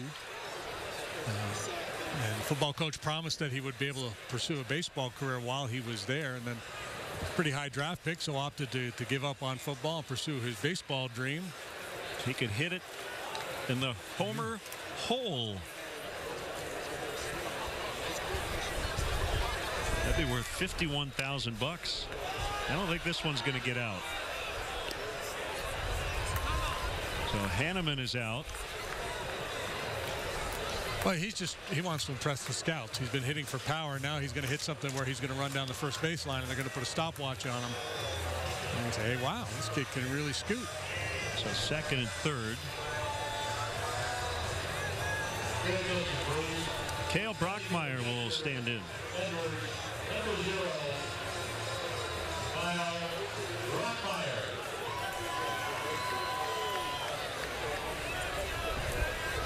Earlier this spring, he With a big game-tying home run late.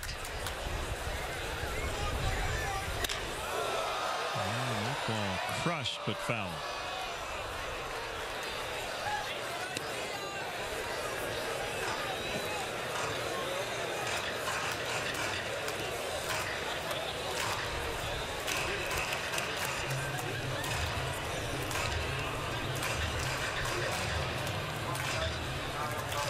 No relation to the broadcaster Jim Brockmeyer.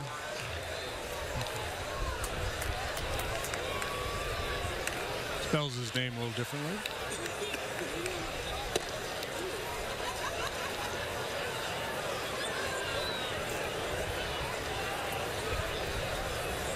One ball, one strike. Dale played 70 games at AA last year. Hit a .179. We're a .249 hitter as a minor leaguer. Been around in the Cubs system since 2013. He was a 16th round pick out of Cal Bakersfield.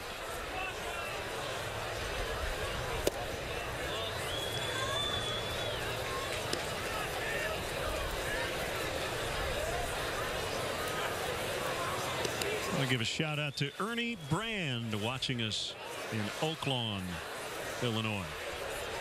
Hope you're doing all right, Ernie.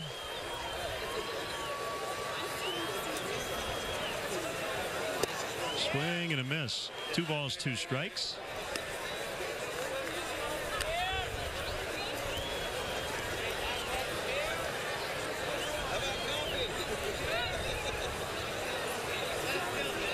Oh, he's got a little bit of a short arm delivery. I think the ball might get on you a little bit more quickly than you anticipate. He's not a hard thrower.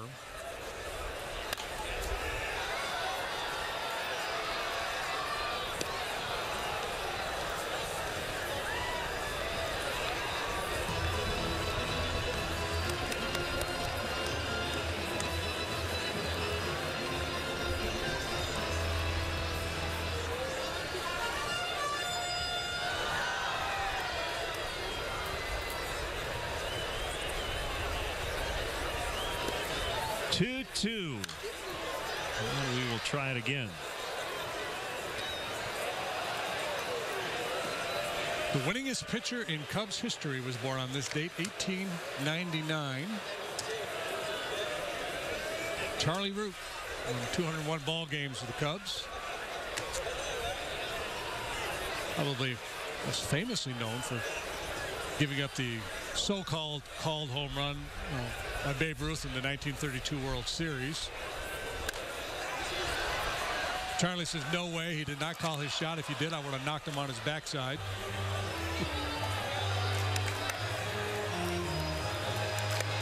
He didn't tell me that. I read about that.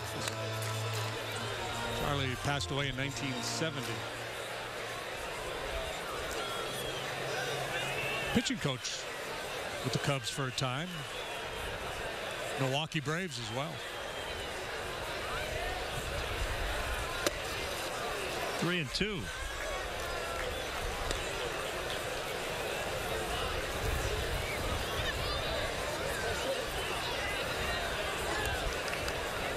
How many Cub wins? 201.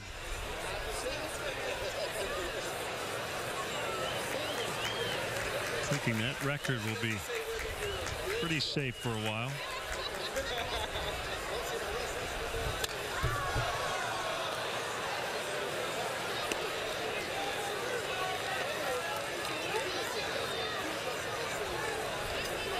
Good battle here, Belleville and Brockmeyer.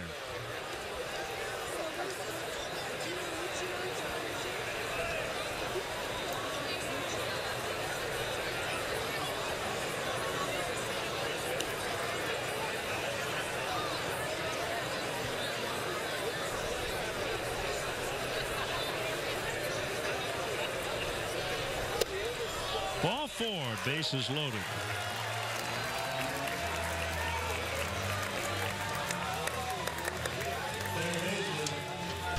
Check out the variety of luxury premier options that Wrigley Field has to offer for your next client, corporate, or family function. Like the all-inclusive Fannie Mae suite located in center field. Visit Cubs.com/premier for an option that fits your needs. Ryan Sweeney, the acting pitching coach, making another visit today.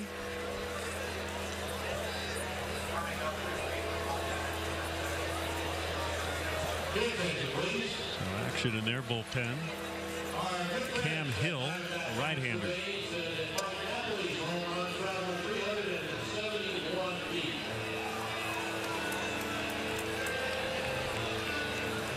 Bodie with the bases loaded. 2 walks and an error here in the Cubs 7th.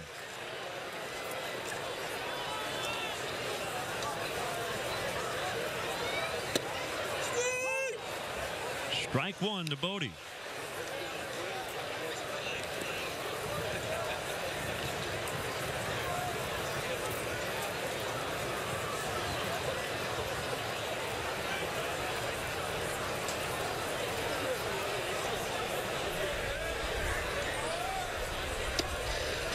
Low 1-1. 10,651. Enjoying big league weekend, and for a few outs, our call of the game.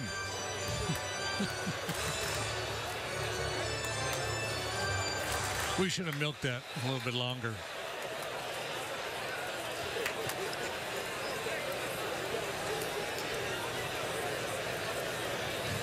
One ball, one strike. You know, it's funny.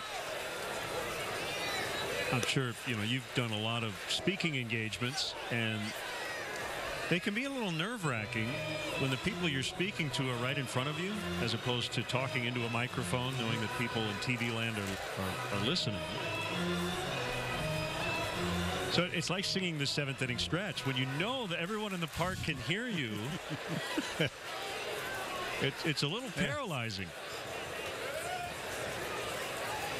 Well, especially knowing that if what you're saying is going live into the stadium, you're interfering with what's supposed to be happening down there. The best part is just the umpire, the players saying, "Hey, could you guys keep it down?" Well, yeah, kind of.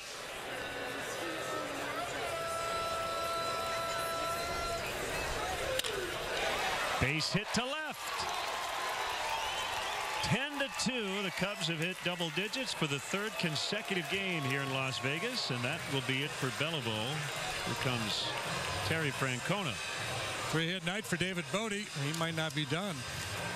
Double-double and now RBI single here. So he continues to have a very good spring. Pitching change in the 7th. Cubs lead by 8.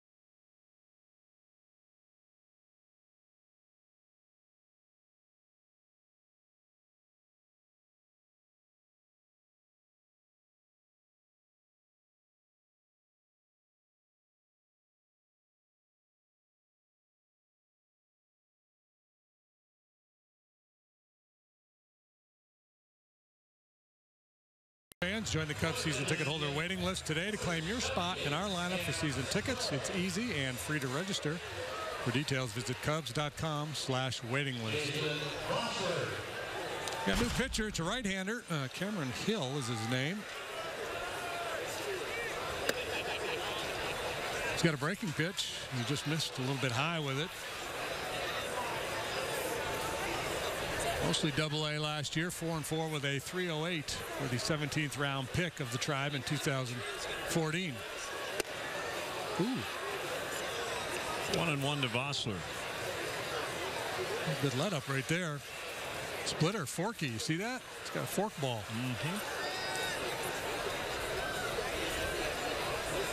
Oklahoma native.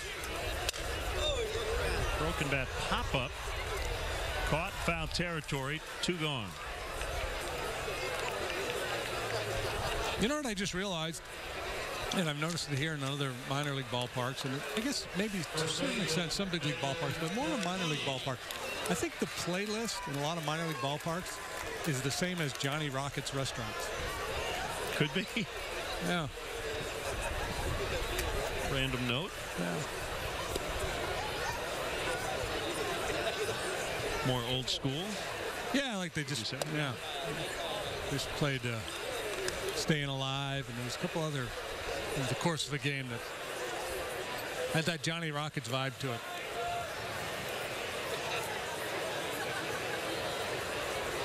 Caratini is switch hitter. And he just got hit, and he'll get a painful RBI as a result. Earlier this week, Madison Bumgarner hit him from the right side on the left knee. So a bit of a rough week for Caratini. 11-2, and he's going to come out. And I think he's fine, but Yasiel Ballagert will run for him.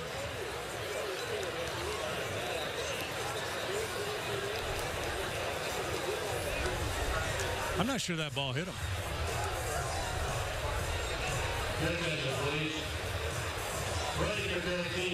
Doesn't much matter.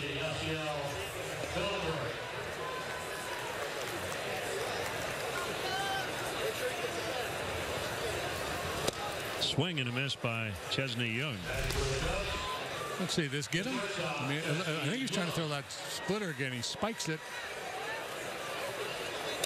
It might have got him on the toe. Hard to tell. But there was pain and anguish to be had just for the from the collapse of getting out of the way. A ball to deep right. Back toward the wall, and it's caught. Tom, who committed an error earlier, makes the catch banging up against the barrier. 11-2, the Cubs lead as we head off to the 8th from beautiful Vegas.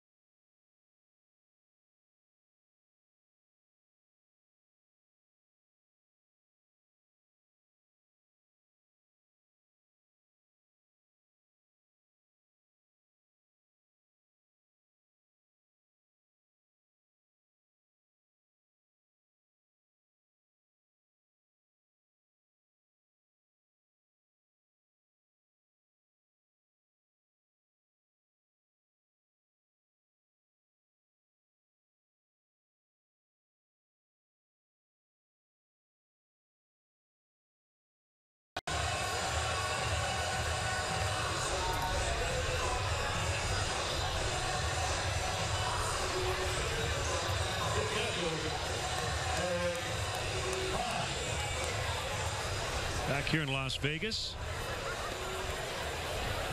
Left-hander Dario Alvarez will work here in the 8th inning. Cubs lead this game 11-2.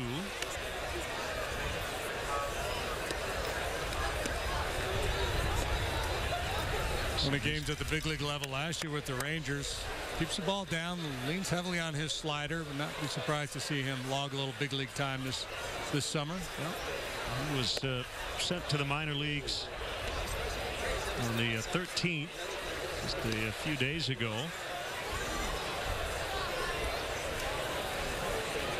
But the opening day roster we tend to make a big deal about, because that's the first look at the big league group, but it changes quickly. And most teams now, JD, I mean, you'll use 25, sometimes 30 pitchers by the time the season is over. With starters being asked to pitch fewer innings, puts a lot of pressure on the bullpen, and you've got to have depth in the organization. You got to have a line change. You got to have guys that you can bring up from the minor leagues and spell guys. Guys get a little fatigued, maybe a stint on the DL. Swing and a miss. Jack Murphy strikes out. I think there's some strategy to it too, in that maybe you're in advance of a couple of series that have a lot of left-handed hitters, so maybe you make a move and pull lefty up from the minor leagues just to fortify that side of your bullpen for a few days.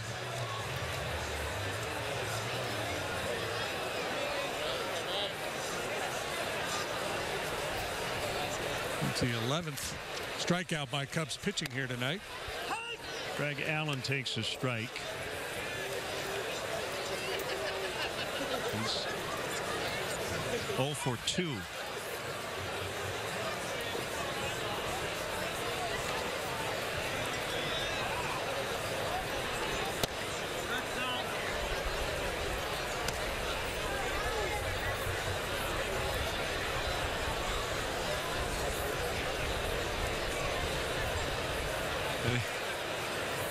Kind of the other part of this equation, when you look at some AAA guys to start the year, if you're one of those bubble guys who doesn't make the opening day roster, right, sometimes being first or second in line is a really good place to be on a personal level, because invariably there will be an injury or somebody will falter for a week.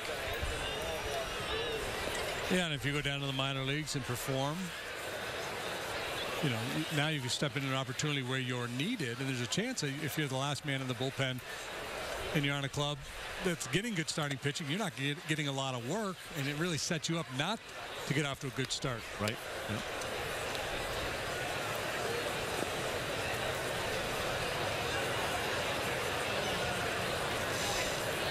It's an easy assessment to make. It's obviously much tougher for the player, because everybody wants to be out there on opening day, out on the line, tipping their hat on that major league roster. Swing and a miss. Strike 3. Alvarez has struck out both. Cubs baseball from spring training is always live with MLB At Bat. The app will keep you connected every day with live radio calls, video highlights, stats, breaking news, and more. Download MLB At Bat now. It's your #1 Cubs app.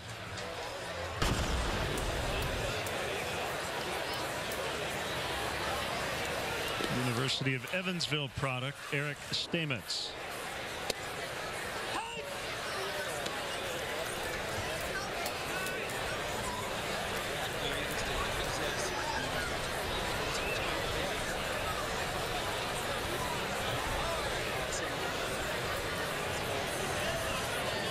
The 0-1 downstairs for a ball.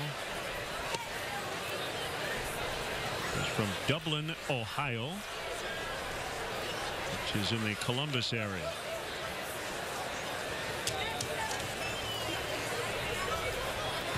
For the Memorial Jack Nicklaus Golf Tournament, I think it's Dublin.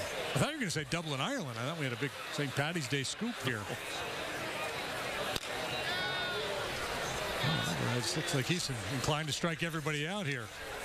Top of the 8th.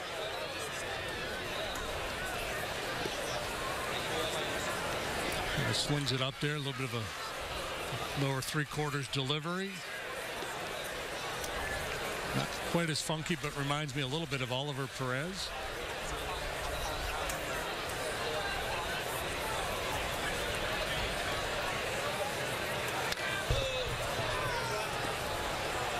A little higher arm slot that time.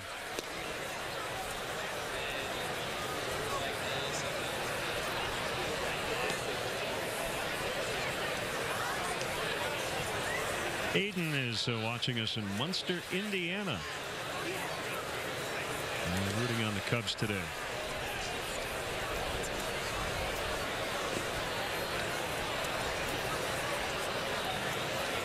One-two pitch. Missed badly. 2-2.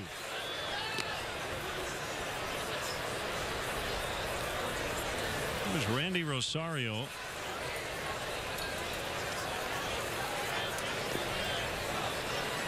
I mentioned earlier, he's looked good this spring. He has not allowed a run so far in 6 1/3 innings. 3-2.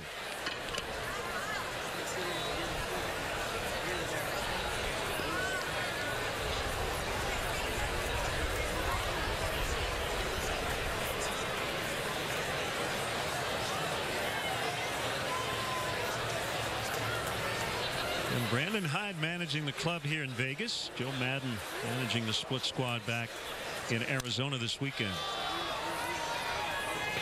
That duo you saw down in the bullpen, that was Tommy Hotovy, who's typically not in uniform. He does a lot of the advanced work compiling the scouting reports. It's Tommy there on the left. And the big bushy mustache, that's former Major League pitcher Terry Clark. TC is now pitching coach in the Cubs organization. Yeah.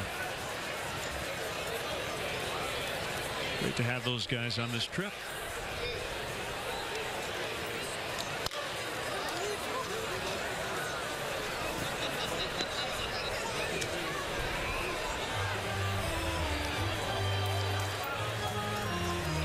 Was he a teammate of yours at all, Terry? Terry, I know he was briefly in Astro. He was in Houston. Yeah, a little bit towards the end of my time there.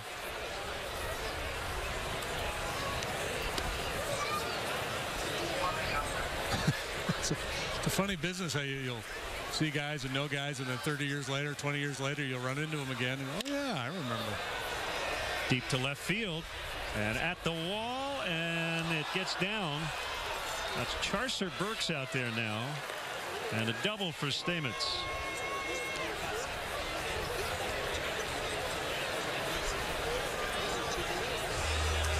Not an easy play for Charcer out of left field. Maybe could have taken one more step.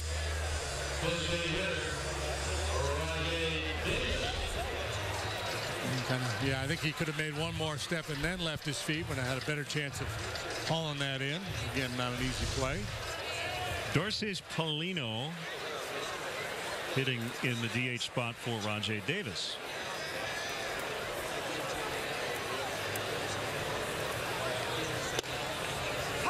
Fastball strike.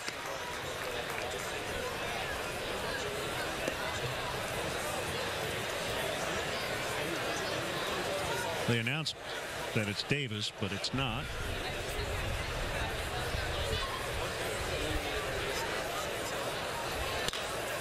Bouncer to third. Vossler to Ballagert. And the Cubs will bat in the 8th, leading 11-2.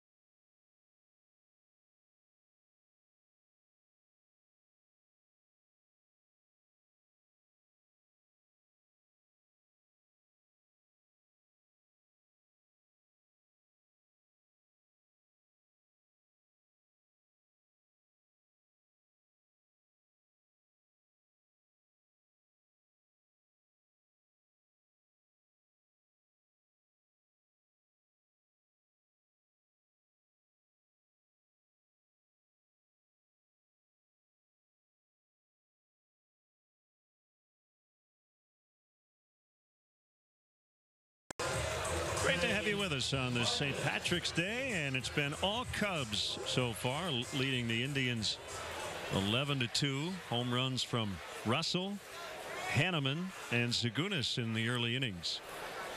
Right-hander Evan Marshall, former Diamondback and Mariner, to Trey Martin, and a called strike.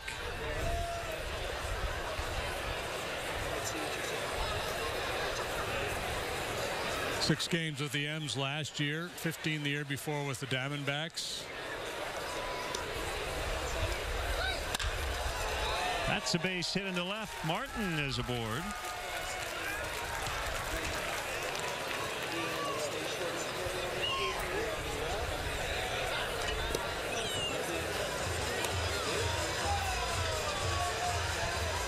You may remember Evan Marshall's name from a pretty scary incident in 2015, pitching for AAA Reno.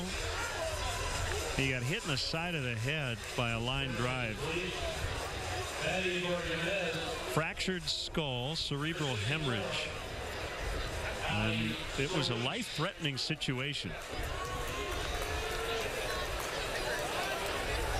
So, quite a comeback story for Evan Marshall.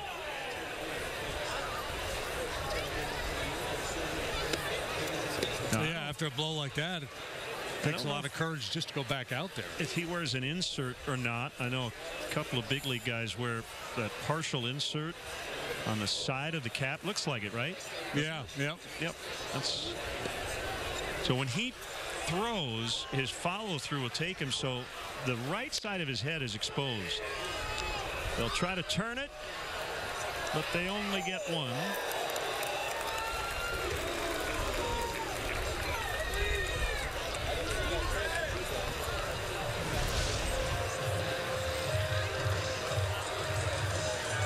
That big high hop there, close but safe at first. Close-ish anyway. Yeah, that's interesting. I don't know that I've seen this before. It makes sense the way he finishes delivery, drifting off to the first base side. That's the spot that's really vulnerable. I want to say Colin McHugh. Maybe wears one.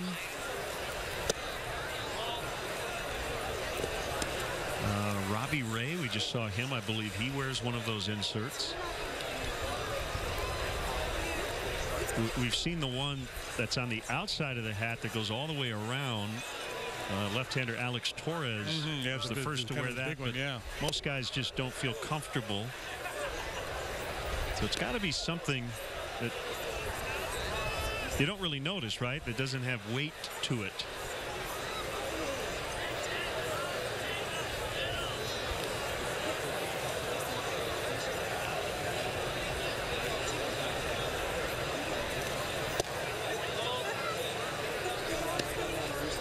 Two and one on Burks.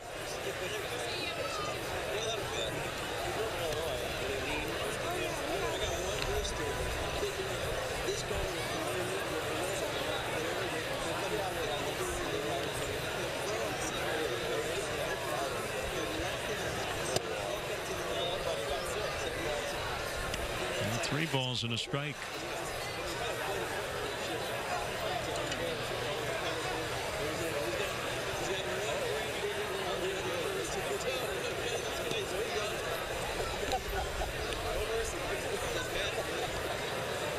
Solis at first, not being held. And that'll get into right. Cubs have their 17th hit of the ball game.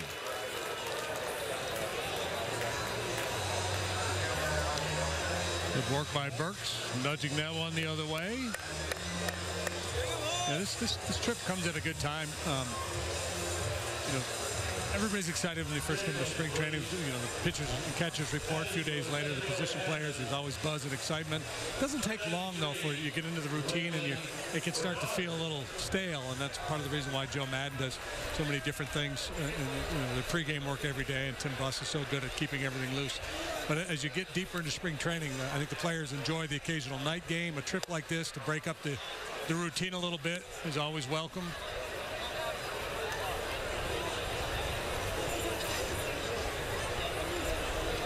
Now it's still in that phase where it's, getting pitchers their innings, making sure the everyday players are getting their at-bats, and obviously the extra men as well.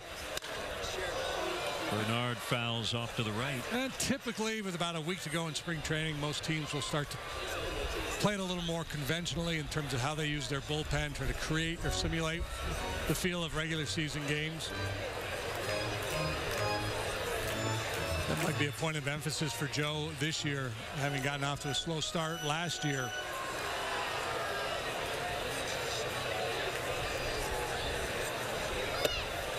Well, we talked to Theo early in the spring about every team and every year says we need to get off to a good start, but the last 2 seasons have been slightly instructive. Cubs got off to a historically great start 2 seasons ago. They were able to rest their guys in September after a pretty early clinch. Last year, not the case. Yeah, had to push hard late and maybe ran out of gas in the postseason.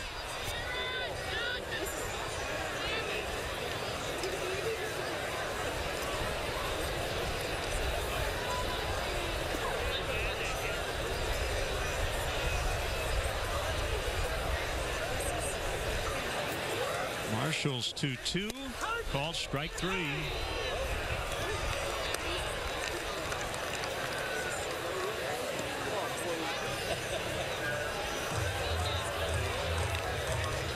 Daniel Spingola will pinch hit.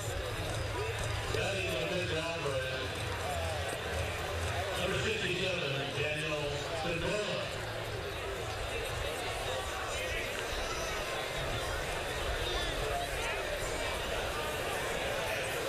Left-handed batter. And the pitch is low for ball 1.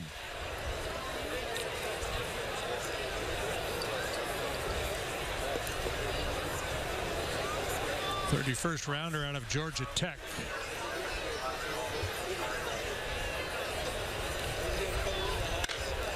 High chopper to first. It's Joe Seaver over there. He'll get it to Marshall. And we go to the ninth. Cubs 11. Indians 2.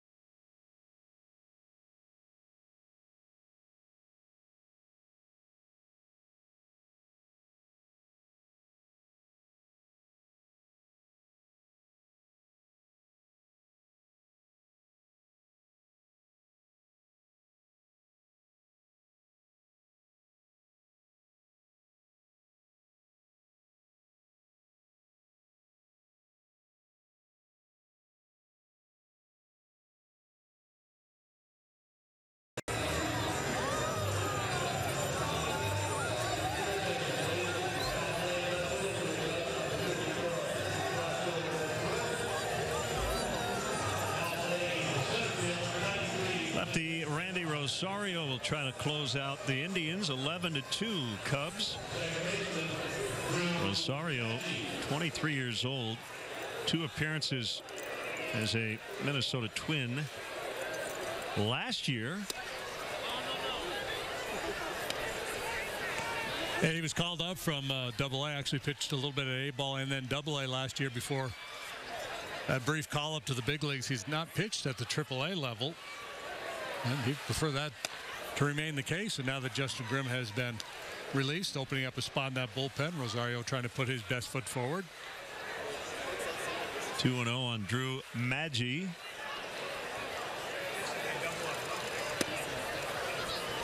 The inside 3-0. Really has cooled off. 62 degrees as we started. The wind has not nearly as vociferous as it was earlier, but we're probably in the upper 50s by now. And a leadoff walk.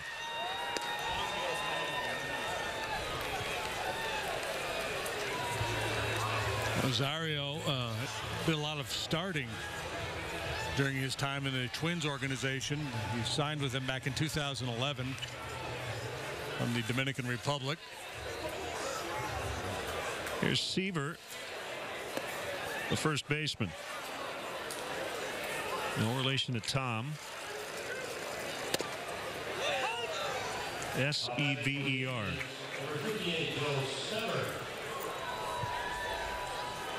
Or you could go with Sever if you wanted. You could.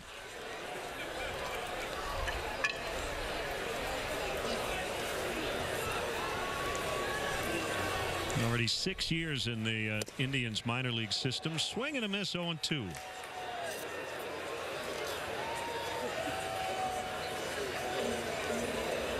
Good down and in slider there. Rosario working out of the bullpen has picked up a little velocity compared to his days as a starter, and that's normal.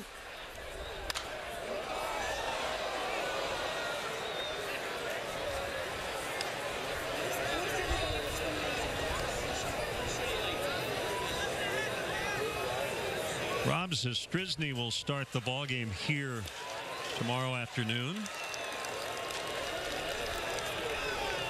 The other Cubs split squad will host Kansas City at Sloan Park in Mesa, Arizona. Tyler Chatwood will be on the mound.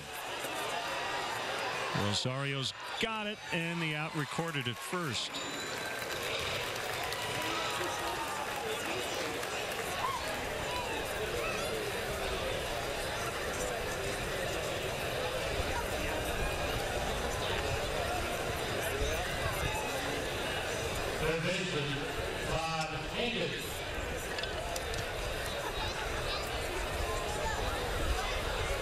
So Todd Hankins, the man at second and 1 out.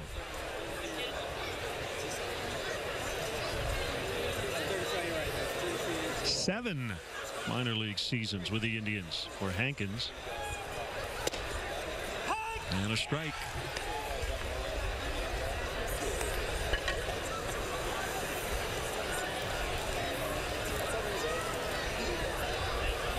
Speaking of the minor leagues, it was announced earlier this week some pace of play changes were announced in terms of mound visits. Foul tip, 0-2. And the one that really got a lot of attention is in all minor league games starting this season, extra innings will begin in the 10th with a runner at second base. Yeah. So I guess it's the guy who made the final out of the 9th will head out to second base. So it's kind of like college football when they put the ball on the 25-yard line to start the overtime. Brandon Barnes with 2 outs. And if you're wondering how that will be handled statistically, they'll treat that runner like an unearned run, even though no error will be given. Right. So the pitcher could give up the game-winning run, but wouldn't be charged with it as such. And as somebody pointed out, I think it was David Laurila, you could pitch a perfect game and lose. Yep. I know a lot of baseball fans freak out when they do stuff like that at the minor league level, including a pitch clock, and they've tweaked that as well. But that's where you do stuff like this, whether it ever gets to the big leagues or not. And I have no problem with the experimentation. I don't know how. Yeah, well, I think it's, you know, the one thing, minor leagues being more about development than winning. So maybe, you know, you don't expose your relief pitchers. You know, if you got a worn-out bullpen, you don't have to worry about making a guy throw more than you want him to throw on any given night. So there's that side of it that's a plus. I can't imagine that particular rule will ever find its way to the big leagues, but you never know. But I guess if you're thinking outside of the box and you're saying let's just take a look at a lot of different stuff and see how it plays. Yep.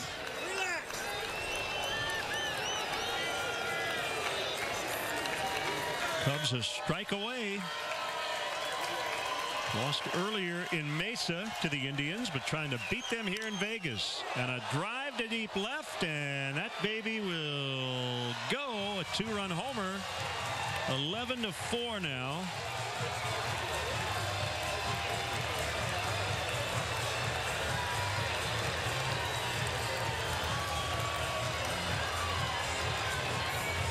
Not much doubt about it.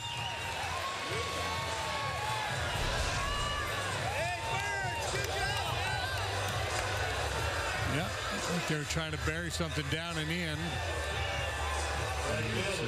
Inner half and thigh high for Brandon Barnes. He gets the hands pulled in, gets the barrel to it, and off she goes.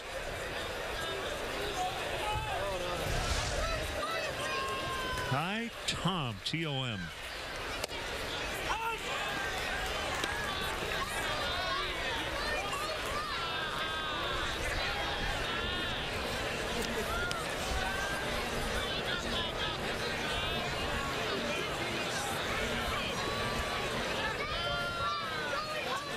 Honolulu, Hawaii, and played at the University of Kentucky. 5th round pick 3 years ago. 0-2 on him.